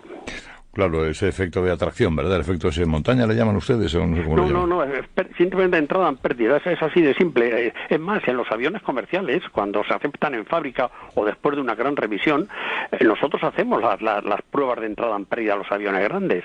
Y se hacen, para que se hacen a 20.000 pies, claro. El avión entra en pérdida y sale de la pérdida porque no hay obstáculos por el camino. Pero si la pérdida se hace cerca del suelo, es inevitable que se pegue contra el suelo. Claro. Esos aviones llevan un sistema mediante el cual el piloto puede eyectarse, ¿verdad? Salir disparado. Sí. Este además lleva un sistema de eyección accionado por 2 motores cohete. Claro, y tiene suficiente espacio el piloto para aterrizar, para caer en paracaídas en el suelo sin lastimarse, porque si va tan bajo. Todo depende del momento en el que se haya la eyección. Si la eyección se hace muy cerca del suelo, incluso puede salir perfectamente bien, pero para eso tiene que ser que no sea, digamos, súbito, que no sea una caída inmediata, y donde además inicialmente lo que creo que se considera es intentar sacar al avión de la situación en la que se encuentra. Claro. Bueno, no es descartable que a este militar, experimentado por otra parte, pudiera sufrir algún tipo de desvanecimiento que le hiciera perder el control del avión. Eso, mire, todo es posible. Lo que pasa es que los pilotos militares son gente muy cuidada y muy experimentada, además, y sobre todo una situación de enfermedad o de desvanecimiento le ocurre a cualquiera, una bajada de tensión, no sé, cualquier cosa. Pero yo no sé, es que no podemos decir nada mientras no sepamos la lectura de las cajas, porque ahí es donde está escrito lo que ha pasado. Está claro, don Ignacio, me alegro mucho de saludarle. Gracias por haberme atendido. A ver, antes de que nos metamos en el Día de la Marmota Catalana, 2 pequeñas cuestiones. Felicitar al equipo de fútbol que mañana cumple 112 años, el equipo andaluz más laureado de la historia, que es... No será el Betis, otra vez. Vamos, no lo sé, chico. 112 años cumple mañana, pero no nos dice qué equipo. El Recre. Bueno. No, puede ser el Sevilla, puede ser el Sevilla es muy laureado, justamente laureado en Europa, por cierto. Creo que es el Sevilla porque lo dice, vamos, lo escribe con cierta ironía este señor. Sí, pero insistiendo que felicites, que felicites, pero que conviene. felicites. No, hombre, claro que lo felicito. ¿Cómo no lo voy a felicitar? Sí, el Sevilla, sí. El Sevilla es ejemplar, ya ha dicho una política que ya la hubiera querido yo para mi club, de fichajes, de solvencia, de estabilidad. Ahora bien, debo decir que el que ha abierto siempre el camino ha sido el Betis. Bueno, pues ya está. El primero en ganar una liga, el primero en ganar una copa, el primero en jugar la Champions, el primero en ganarle al Chelsea. El primero en bajar. El primero en bajar. Cuidado, el Betis ha sido el equipo que más veces ha subido a Primera División. Eso hay que tenerlo en cuenta también. Esto es así. Están muchos madrileños que trinan porque, como yo, no han podido aparcar el coche. Los que venimos de 20 y tantos, 30 y tantos kilómetros no tenemos más remedio, y a mí me va a costar la broma 35 pavos de Bellón. Así que queda dicho. Muy cabreado el personal con los desmanes en las redes sociales, Carlos. Nos preguntan que por qué no se controlan mejor las redes, por qué no hay penas más duras para estos delitos que consideran nuestros oyentes son los insultos, las calumnias, etcétera. Es increíble, añaden, que haya gente que se alegre por el accidente del avión. Y añaden algo más, diciendo que en la prensa catalana hablaban sobre todo del coste de este avión. O sea, pero no del coste de la vida del piloto. En algún periódico, no nos dicen en cuál. Pero también es verdad que en estos últimos años ya ha habido varios procesos judiciales y con condenas por las redes sociales. Uno de los más relevantes fue el de la llamada Cassandra, era esta persona, la y pajarraca esa, sí. Fue condenada por lo que dijo en las redes sociales, en este caso de apoyo al terrorismo. Pero no aprenden, Edurne. No, eso también es cierto. Claro, pero al ayer menos, fue vergonzoso. pero los jueces están actuando. Bien. Dice este otro oyente, mira, hoy como Radio Carlitos nos dan la idea para una canción, que el mensaje que España le envía a Cataluña es I ask called to say I love you. Bueno, con cierto sentido del humor. Tenéis que dar más importancia al mensaje de Tardá en el Parlamento. Al mismo tiempo que pedía diálogo, dijo que no irían a la comisión del Parlamento y terminó con que no darían un paso atrás. ¿Es esa la oferta de diálogo o es un diálogo trampa? O sea, Nicolás, que ha dialogado mucho con mucha gente. Sí. Bueno, es un diálogo trampa, forma parte de un cortinaje que ponen de buenas palabras. La intervención de Puigdemont, que fue de tono bajo, moderado, que quiso decir cosas bonitas, fue brutal en algunas ocasiones. Si la leemos y la entendemos bien, fue de un desdén hacia todo lo que nos representan ellos, brutal, y tarda... Que es entrañable además, porque no es como Rufián y esto, pues Tardá sigue el camino no más de una forma más desnuda, porque tiene menos sofisticación, claro, pero sigue ese camino. No. El final está, de lo que van a decir, está realizado, como decían, no tienen el valor ni el coraje suficiente para decir que no a lo que han hecho. De todas maneras, es importante aclarar esto porque es verdad que está cundiendo la impresión de que hay una intransigencia por parte del gobierno, del Estado, respecto a una generosísima oferta de diálogo, el Parlem y demás, pero claro, es que si no abandonas los presupuestos inaceptables de los que sales, cualquier propuesta de diálogo es meramente retórica, sirve solamente para intentar endosarte una imagen de intransigencia. Sí, sin comparar, porque yo no quiero comparar, pero yo estoy muy acostumbrado a aquellas ofertas de diálogo que hacía ETA mientras mataba. Es decir, ya digo, sin comparar, que nadie se equivoque, son cosas absolutamente diferentes, estas no tenían la tragedia, el resultado trágico de muertes, pero después de un asesinato, siempre había un portavoz de ETA, encapuchado o no, ese Otegi que va mucho a Cataluña, por cierto, Otegi solo es importante en Cataluña, ni siquiera en el País Vasco, ¿no? Siempre hablaban del diálogo, Esas son estas palabras proteicas que encubren todo, ¿no?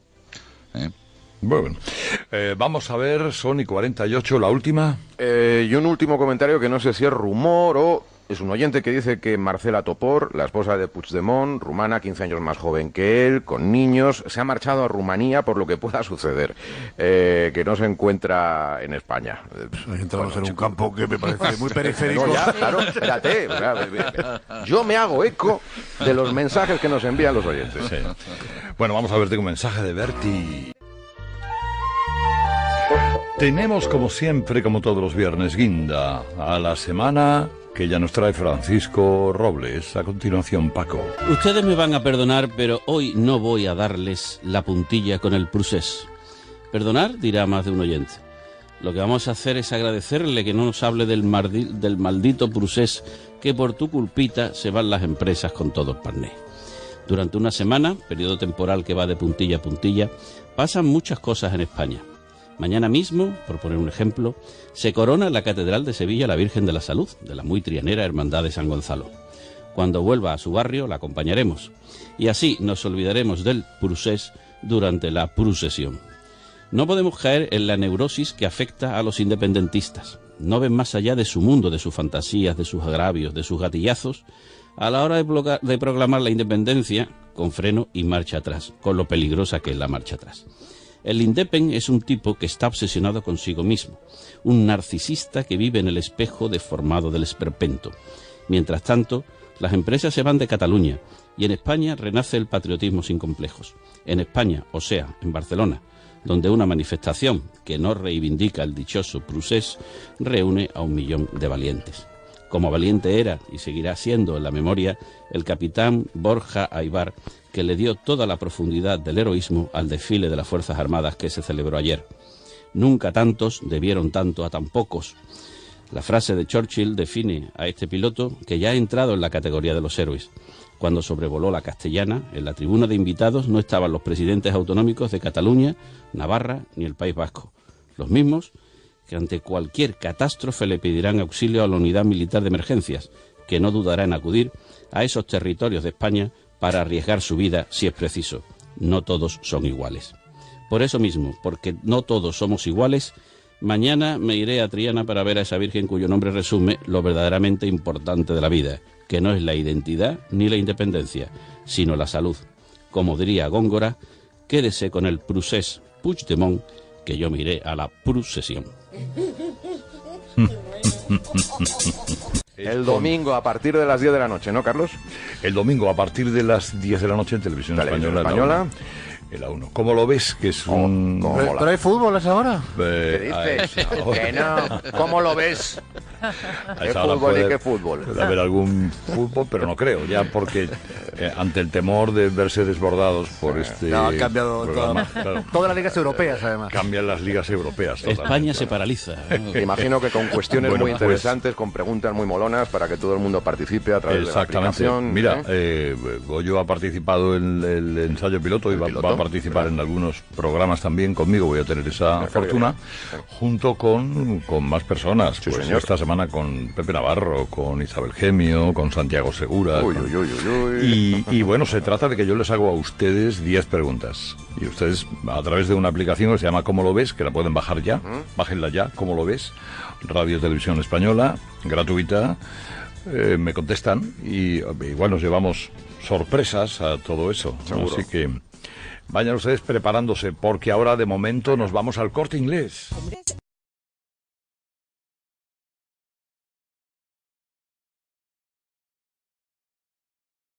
Los conductores tienen prohibido aparcar en el centro de la capital de España y el ayuntamiento ha dado un paso más en ese protocolo contra la contaminación, así que vamos a ver si se cumple lo de la barba del vecino. Bueno, saben ustedes que nuestra sección, yo pienso de que, consiste en que nos envíen, si son tan amables, un mensaje de voz a nuestro WhatsApp al 600 99 1314, 600 99 1314. Información local, que a las 8:30 entramos en análisis y opinión de actualidad.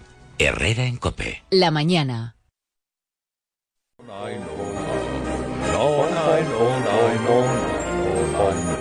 Hola, Santi Majetón. Buenos días, querido Herrera. Semana tan menguante esta, ¿eh? Nos hemos plantado en el viernes sin comerlo ni beberlo. Claro, es que se nos han juntado tantas emociones que la semana se nos ha ido en un pispas. ¿Qué tal la fiesta en el Palacio Real? Muy bien, todo muy rico y todo muy limpio. Aunque yo fui mayormente para agradecerle al rey su discurso y para que se venga arriba, claro, en momentos claves. ¿Y qué asuntos tenemos que puedan ser de interés para esta gente? Hoy, por primera vez en muchos días, no estamos constreñidos a un solo tema. Tenemos pasión de catalanes, por supuesto, pero ayer se puso en primer plano la fiesta nacional con el desfile más brillante de los últimos 10 años y la recepción más nutrida que uno recuerde. Las conversaciones en los corrillos del Palacio Real mostraban conmoción por el accidente que costó la vida al capitán Borja Ibar y hacían cábalas sobre el porvenir inmediato de Trapero y la respuesta de Puigdemont al requerimiento del gobierno, cuyo plazo vence el lunes a las 10.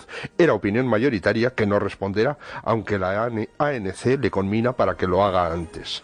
Luego está la confirmación de lo sabido, que la alteración de los números del referéndum por la organización era ya cosa prefijada por la organización. Son impagables las palabras grabadas por la Guardia Civil al exconsejero Tresserras. A mí, Herrera, lo que me ha impresionado, pero mucho, es lo que nos ha contado nuestro Sergio Barbosa, que fue alumno suyo en Barcelona, y qué suerte hemos tenido de que nos haya salido tan normal. Había que sofisticar el resultado, dijo el 3Rs. En lugar de 2 millones, pon 3. Uno de ellos de Oca, que diría Groucho Marx. Bueno, ¿y alguna cosa más? Sí, se confirma la capacidad de Puigdemont para crear España. La manifestación de Barcelona de ayer tuvo 13 veces más de asistentes que la del año pasado. Las majaderías habituales de Maduro sobre el holocausto español en fechas como estas, en la que ha coincidido ardorosamente nuestro Albertito Garzón, pájaro que nunca anida, el pajarito de Maduro propiamente dicho. Bueno, ya que estamos con él, con el majadero este, ¿cómo tenemos la sala de espera para el desfibrilador de tontos? Da gloria verla, Herrera. Empecemos por una paciente cualificada, mi sobaco, ne Ana Gabriel, a quien debemos reconocerle un mérito. En víspera de la fiesta nacional se declaraba independentista sin fronteras. ¡Qué oxímoron! No hay quien de más. ¿O sí? Irene Montero. Estamos muy tristes por la reedición de la Triple Alianza para aplicar el 155. Rodríguez Checa la ilustró en Twitter. Oli, Irene Montero, te lo explico a tu nivel, a ver si así. Esto es como cuando la Khaleesi, los Stark y los Lannister se unen para combatir al Rey de la Noche. ¿Son lo mismo? No. ¿Se odian? Bastante. ¿Se alían por un bien mayor que sus propios intereses? Sí. A Fray Josefo debió de impresionarle vivamente el discurso de la portavoz socialista Margarita. Está linda la mar, porque escribió: Margarita Robles se está enfrentando enérgicamente a la gramática y a la prosodia. Y luego están los tontos indigenistas de los que ya has hablado.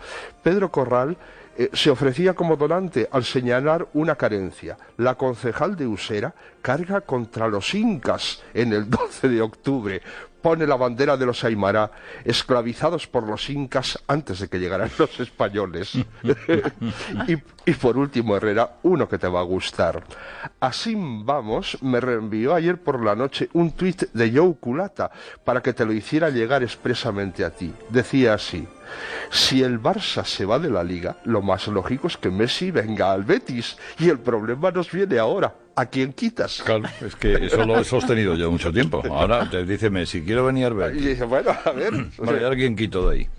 Con lo que está jugando el equipo ahora mismo. Claro, es una pena.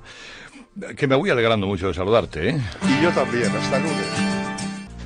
¿Quiénes están aquí, damas y caballeros? Pues Edurne Uriarte, David Gistao y Nicolás Redondo. Con ellos y nuestros invitados a lo largo de esta hora y media, en este día de puente, hoy anda media España por ahí trastabillando, ¿eh? Hoy se lo han cogido algunos de remanguillé, hombre, algunos con justificación, como Paloma Tortajada, que para eso es el día de Zaragoza, y claro, ayer se lo ha pillado. Pero los demás, aquí tienen estos tíos y estas tías, oiga, dando el callo debidamente, como corresponde. Bueno, vamos a ver, lecturas del día de ayer, Edurne, con todos los elementos que ayer jugaron o formaron parte del día, desde la tragedia del piloto, que no sabemos, en fin, esto va a costar saberlo, pero bueno, investigadores hay. Si falló el aparato, le faltaba, yo qué sé, gasolina, si era difícil remontarlo, si al muchacho le dio un desmayo o si quiso evitar las zonas habitadas, sea como sea, no deja de ser un servidor público, un honrado servidor público al que hay que honrar debidamente. Más allá de esta tragedia, ¿qué otras cosas? Pues más allá de esta nota de tristeza, el día de ayer hace pensar en esa frase tan repetida, pero que a veces hay que aplicar, de que toda crisis es una oportunidad. Y lo digo por el estado actual del patriotismo español y de la unidad de la nación, inesperadamente fuerte, o desde mi punto de vista al menos inesperadamente fuerte. Yo que siempre he echado de menos ese fortalecimiento del patriotismo español, pues lo tenemos, y lo tenemos a partir de una gravísima crisis que no hemos superado, pero que al menos ha dado lugar a ese fortalecimiento con la unidad de los principales partidos, del PP, del PSOE y de Ciudadanos. El problema catalán sigue estando, evidentemente, en una situación enormemente preocupante, pero desde esta unidad de lo que ha pasado en los últimos días, yo me siento mucho más optimista para abordarlo. ¿También has estado? Hombre, desde luego está ocurriendo algo inesperado, y en ese sentido, bueno, puede ser algo pasajero como reacción al momento que vivimos, o puede ser algo definitivo que supere ciertos complejos que han tenido muy agarrotada la identidad española en todo el proceso desde la transición. Esa vinculación de franquismo y España que ha impedido que aquí florezca un sentido de pertenencia. Parecía que solamente los nacionalistas tenían derecho a ello. Entonces ya veremos con el tiempo si esto es algo pasajero debido al momento político, o si por fin se ha roto ciertas contenciones y ese conflicto interno, esa mortificación tan española se ha superado ya. Insisto en que lo veremos. En cualquier caso, todo lo que está sucediendo, que es verdad y que ayer afloró en el desfile, en las últimas semanas ha tenido sobre todo la extensión barcelonesa, que me parece todavía más llamativo.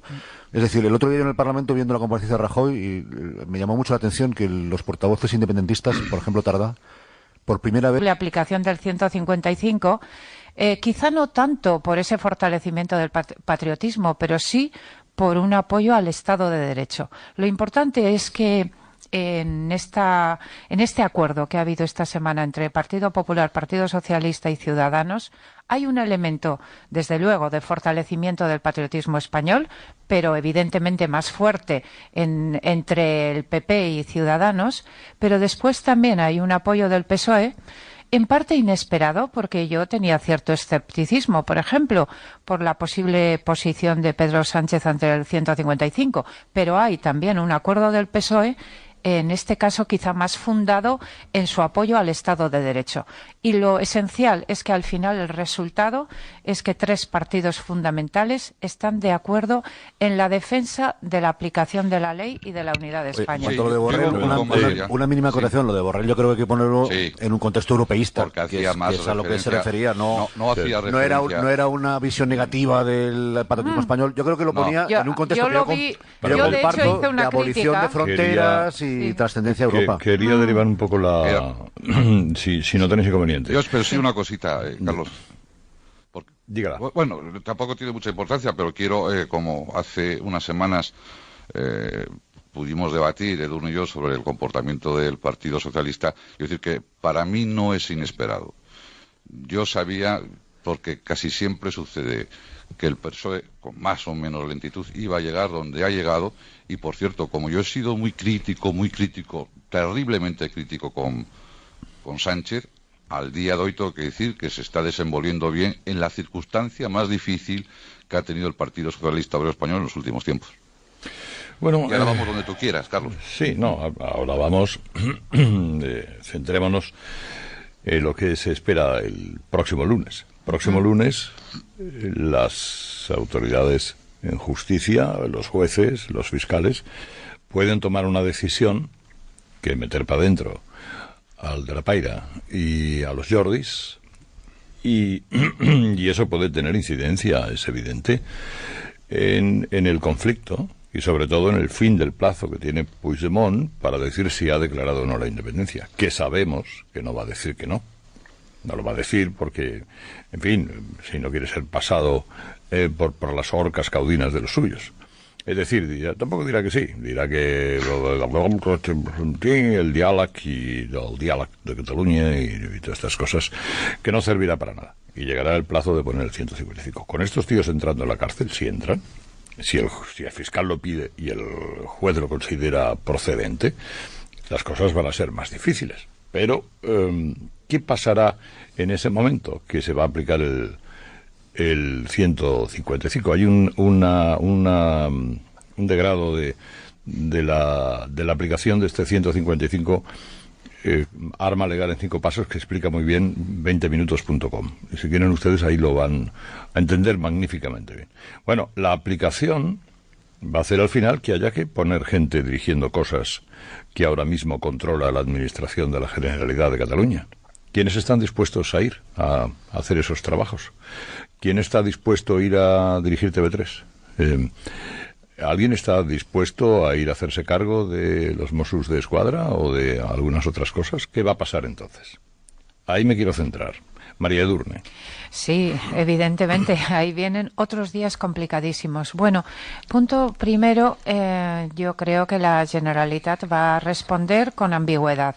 Otra vez con un sí, pero no, con un no, pero sí. Y va a responder con ambigüedad porque realmente en estos momentos su posición está muy debilitada. Es decir, que por una parte tienen que seguir adelante para no hacer el ridículo entre los suyos y al mismo tiempo no pueden seguir adelante. Y no pueden seguir adelante porque saben que la ley está ahí, porque hay una unidad constitucionalista para aplicar la ley, pero además porque en estos momentos hay una percepción en Cataluña, una percepción mayoritaria de que esto es un desastre. Y en este punto me parecen muy importantes, fundamentales, los datos económicos. No solo los datos económicos generales de la evolución de la economía catalana, lo que está pasando estos días de traslado masivo de sedes sociales y de cuentas de los particulares. Sí, a los hooligans eso les da igual, ¿eh? Yo, fíjate, Carlos, y yo tengo mis dudas porque la gente te está contando que los propios independentistas están cambiando de cuentas.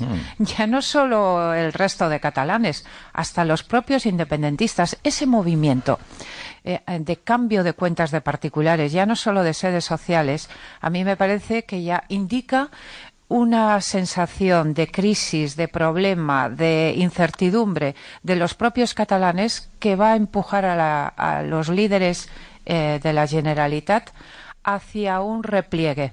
¿Cómo va a ser ese repliegue? Yo no lo sé. Evidentemente esto va a ser muy difícil de prever cómo va a ser, pero yo me siento optimista.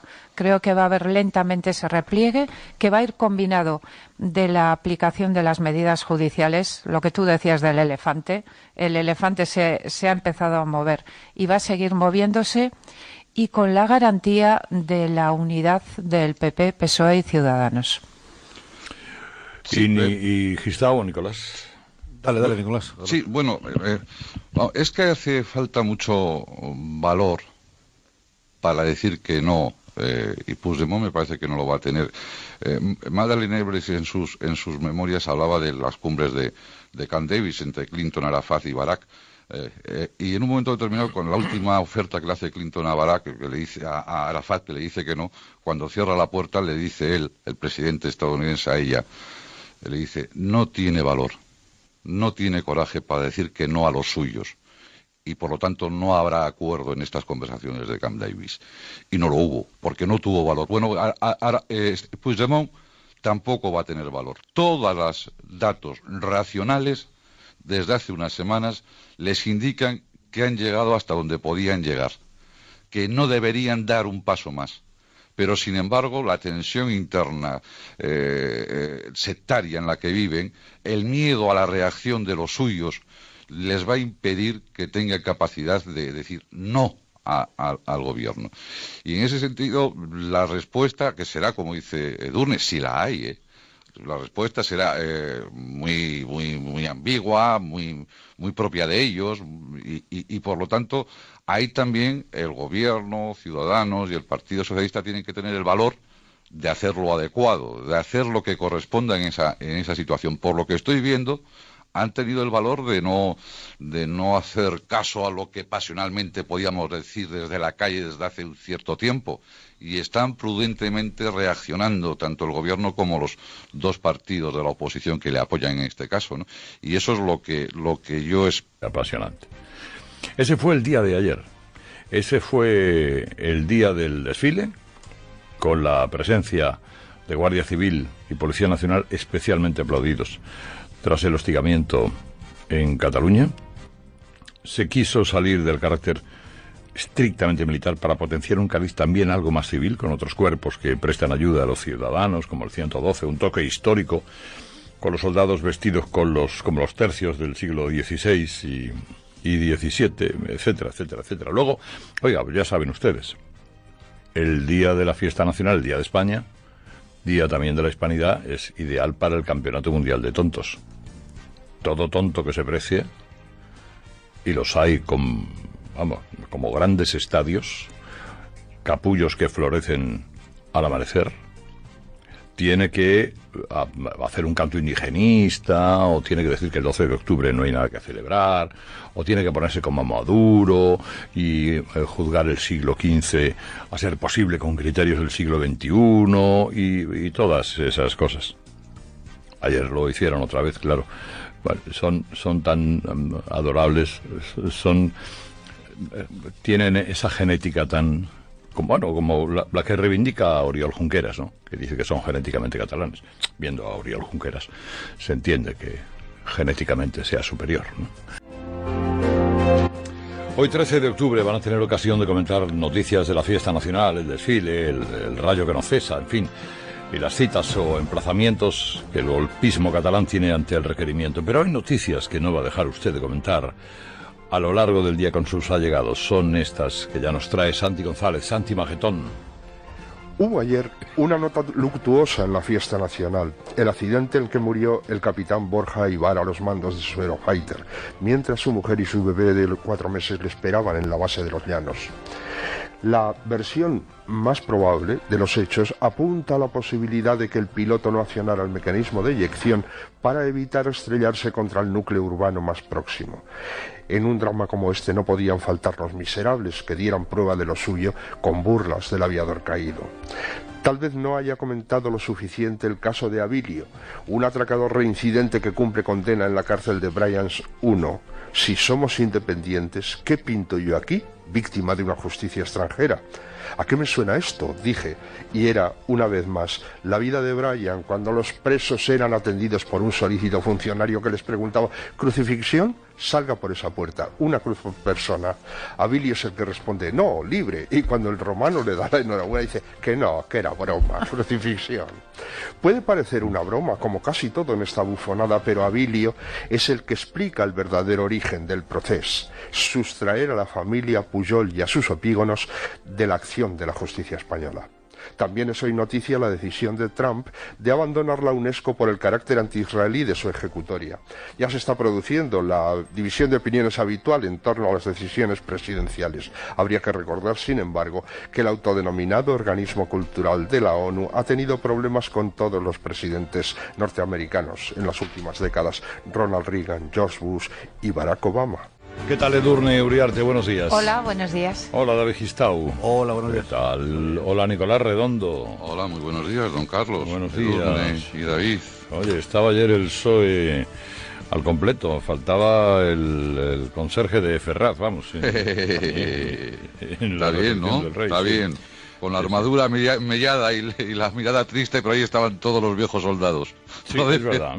Es verdad. Estaban todos, y yo no sé si estuvo Edurne en Palacio. Yo no. No, yo no estuve. ¿David tampoco? No, tampoco. Tampoco, bueno, sé que el único fui yo entonces. Sí, se cuenta tú.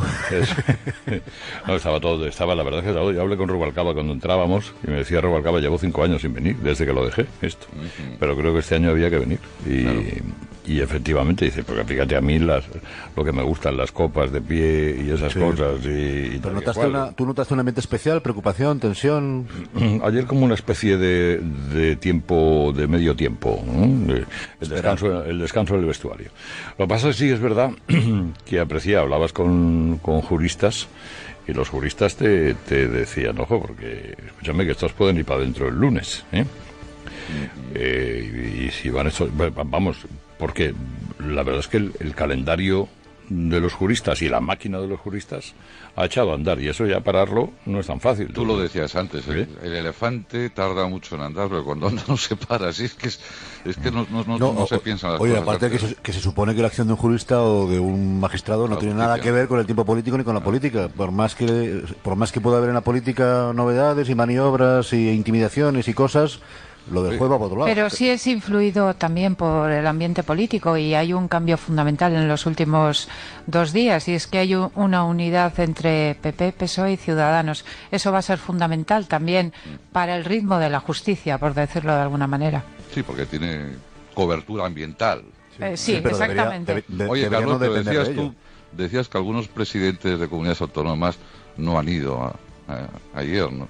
La verdad es que no sé qué explicaciones pueden tener, pero el del País Vasco, Urkullu, la verdad es que tenía motivos suficientes, si quiere respetar la historia, para ir, porque si alguien ha sido protagonista con curas y soldados en todo lo que vino después del descubrimiento, hemos sido los vascos. Sí. Hombre, lo que pasa que es que sus hooligans, pues él tiene que contentar a sus hooligans. Entonces esto que va, menudo españolazo que va al día de tal. Luego la cuentista esta, la sujeta esta de Navarra, esta, pues, ¿dónde va a ir? Que va a lograr empobrecer una tierra tan rica como Navarra. Mira que, sí. Mira que es difícil con Navarra. Va a dejarla como un erial. Que ha habido divisiones, conflictos, tensiones, hasta detenciones de presidentes, pero no han podido empobrecer Navarra, y estos van a terminar empobreciéndola. Así. Bueno, un momento, que tengo 2 consejos, espera. Bueno, vamos a ver qué más cosas pasan hoy, además de las que hemos contado. Pues mira, tenemos poco tiempo, pero yo no me resisto a pasar por un lugar donde hoy continúa la fiesta, a pesar de que ya haya terminado el Día de la Hispanidad. Nos vamos a Zaragoza, donde continúan celebrando sus fiestas patronales en honor a la Virgen del Pilar. Unas 300.000 personas asistieron a la ofrenda floral de ayer. Estamos hablando de récords de asistencia en el desfile, pero también en Zaragoza.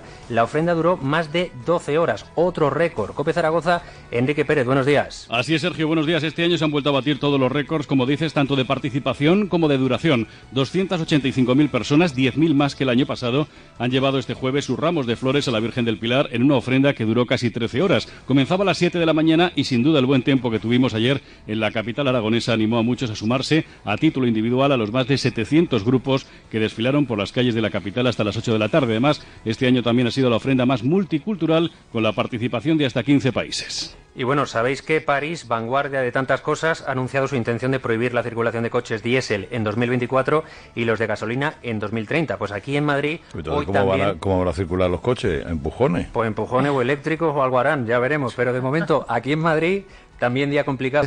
De una forma muy explícita, en su intervención, reconocieron que existía una Cataluña no independentista. Eso yo no lo veo yo en el Parlamento. Y de repente empezaron a hacer con condescendencia, con altivez, con lo que fuera. Pero hablaban de, no, yo soy consciente de que entre mis vecinos hay catalanes que no son independentistas, yo soy consciente de que mucha gente no lo es, yo soy consciente de que nos tenemos que dirigir a ellos. Y dijo, esto es nuevo, esto antes no existía, ¿eh? Antes era un pueblo unido, era un pueblo único, el catalán independentista. Entonces, de repente, el reconocimiento de que existe una Cataluña distinta, que se ha hecho insoslayable desde el domingo pasado, y en adelante, y de ayer también, me parece otra de las modificaciones. Habrá que ver cómo termina esto, cómo fluye todo. Desde luego el lunes, a partir de lo que haga Puigdemont con el Burofax, entraremos en una senda o en otra. Pero hay ciertas cosas que han acabado para siempre. Y yo creo que una de las cosas que han terminado para siempre es la postración o la tragadera con el actor nacionalista tal y como ha actuado en los últimos años en España, en toda la democracia. La coacción nacionalista, el narcisismo identitario nacionalista, la capacidad de someter al Estado condiciones, ese pacto vicioso, pujolista, de pagar a cambio de convivencia y estabilidad, de pagar o dejar de robar a cambio de convivencia y estabilidad. Todas esas cosas han cambiado y además yo creo que eso va a sobrevolar sobre lo que haga Rajoy. Si Rajoy tiene aspiraciones de resolver este problema con una de las componendas habituales que han sido la base de la relación con el nacionalismo durante los últimos 40 años, que se cuide, porque la gente ya no está para eso. La gente está muy harta y muy enfadada. Y esta vez lo de reformar la Constitución para contentarlos, o mandarles partidas de dinero, o cambiar su régimen fiscal, de premiar de alguna forma con medalla de plata, que no de oro, a los golpistas, que se cuide porque políticamente el ambiente no está para eso. Y también hay que recordar que lo que está sucediendo, a lo que nos referimos tanto Edurne como yo, se ha hecho fuera de los partidos políticos, ¿eh? No han intervenido, no han encauzado nada. Hay un catalizador que es el discurso del rey. Y hay una sensación espontánea que es el día que alguien colgó una bandera en la ventana y le imitó el vecino y le imitaron después unos otros cuantos cientos de miles de vecinos. Pero lo que está pasando, lo de Barcelona, la manifestación, es puro movimiento civil. Los partidos están superados por eso, no han hecho nada, no han aportado nada. Sí, a ver, Nicolau. Sí, yo estoy bastante de acuerdo con lo que acaban de comentar, tanto David como Edurne. Es más, venía pensando ayer, según me acercaba a Bilbao, que España, no el Estado, ni siquiera la Constitución, yo quiero esta España constitucional, pero ni siquiera la Constitución. España entra en la vida política con una contundencia avasalladora. La transición se hizo a costa de un cierto silencio sobre el pasado, como decía David, se relacionó España con el franquismo, había que bajar, había que ocultar ese nacionalismo del que era el origen, que creíamos que era el origen de todo lo que había pasado, y se hizo a cambio de una convivencia tranquila. Y los ciudadanos españoles han venido soportando durante mucho tiempo pues una posición dominante, algunas veces prepotente, exigente, a veces maleducada, de los nacionalismos periféricos. Y todo el mundo va pues protestando unos y otros, pero todo el mundo ha estado callado. Hoy entra por el pulso de los independentistas catalanes España, no el Estado, no la reforma, no sé qué. España entra en el discurso político y ahí se abre muchas interrogantes muy interesantes. Decía David, bueno, esto ha sido una reacción popular fuera de los partidos, por cierto, muy española y no siempre positiva, y que hay que encauzar. Yo veo en el centro derecha, en Rajoy, en Rivera, en PP y en Ciudadanos, una visión de España. A algunos les puede gustar, a otros no les puede gustar. Hasta a los que no les gusta no pueden decir que ni Rajoy ni quien le pueda sustituir en el futuro, que vete a saber, ni Rivera son de extrema derecha. Hay una visión cercana, clara del centro derecha. Y la izquierda tiene que participar en ese debate con su visión de España, como lo hacen las otras izquierdas. No digo la izquierda de Podemos, porque a Podemos solo le gustará la España que entre en su proyecto político.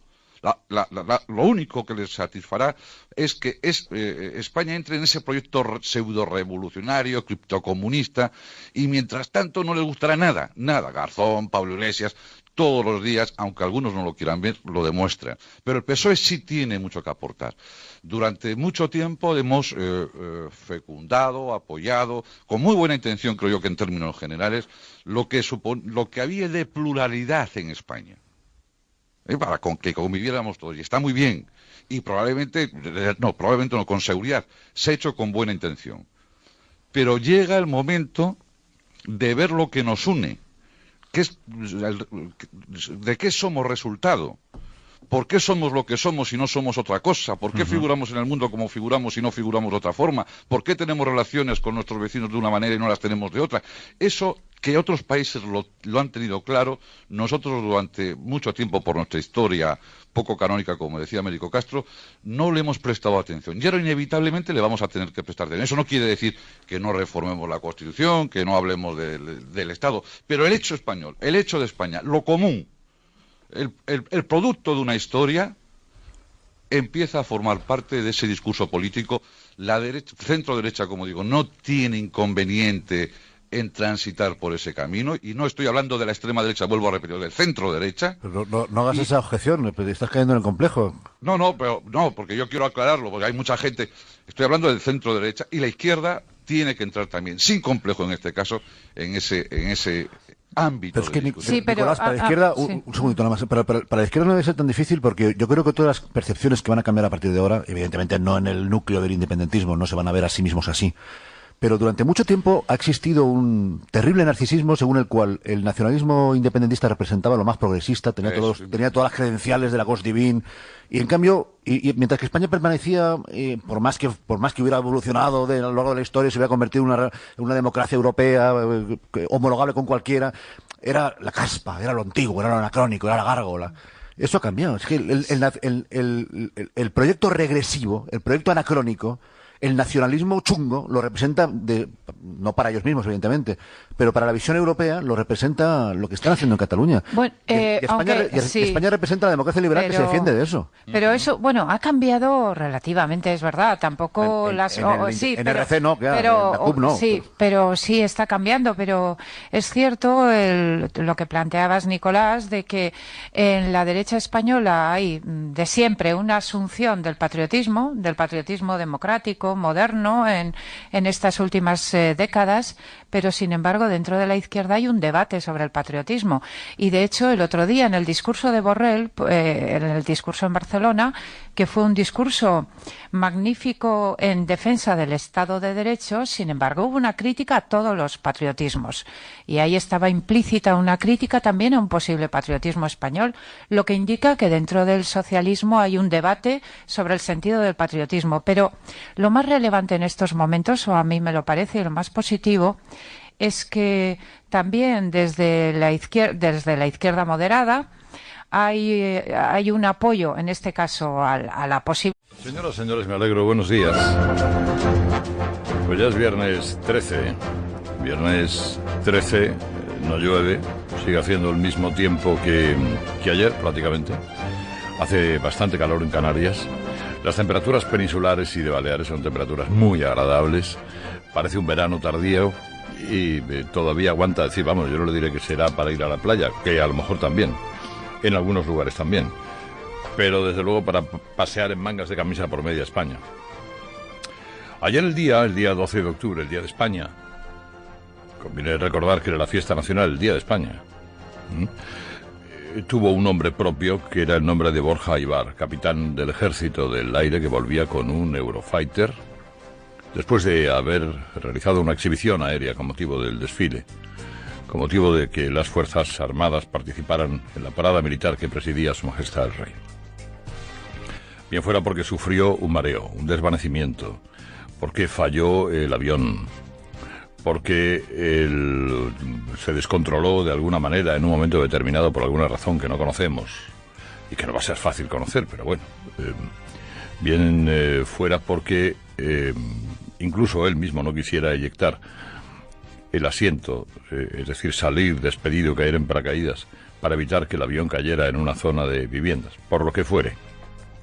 Se estrelló en una campa cercana al lugar donde le estaban esperando su mujer y su hijo, en la base de Los Llanos, esperando que aterrizaran los Eurofighters 4 que habían participado en esa parada militar. Hoy el nombre de gloria y honor es para él, para Borja Aybar y para todos sus compañeros del Ejército del Aire, a quienes desde aquí les enviamos un fuerte abrazo. ¿Había ganas de España? Seguramente sí, ayer. Había ganas de España. Ayer había ganas de manifestar adhesión a la idea de España, al jefe del Estado, en diversos ámbitos. Lo hubo en Madrid, en la parada militar, con mayor presencia que nunca de público, por otra parte entusiasta.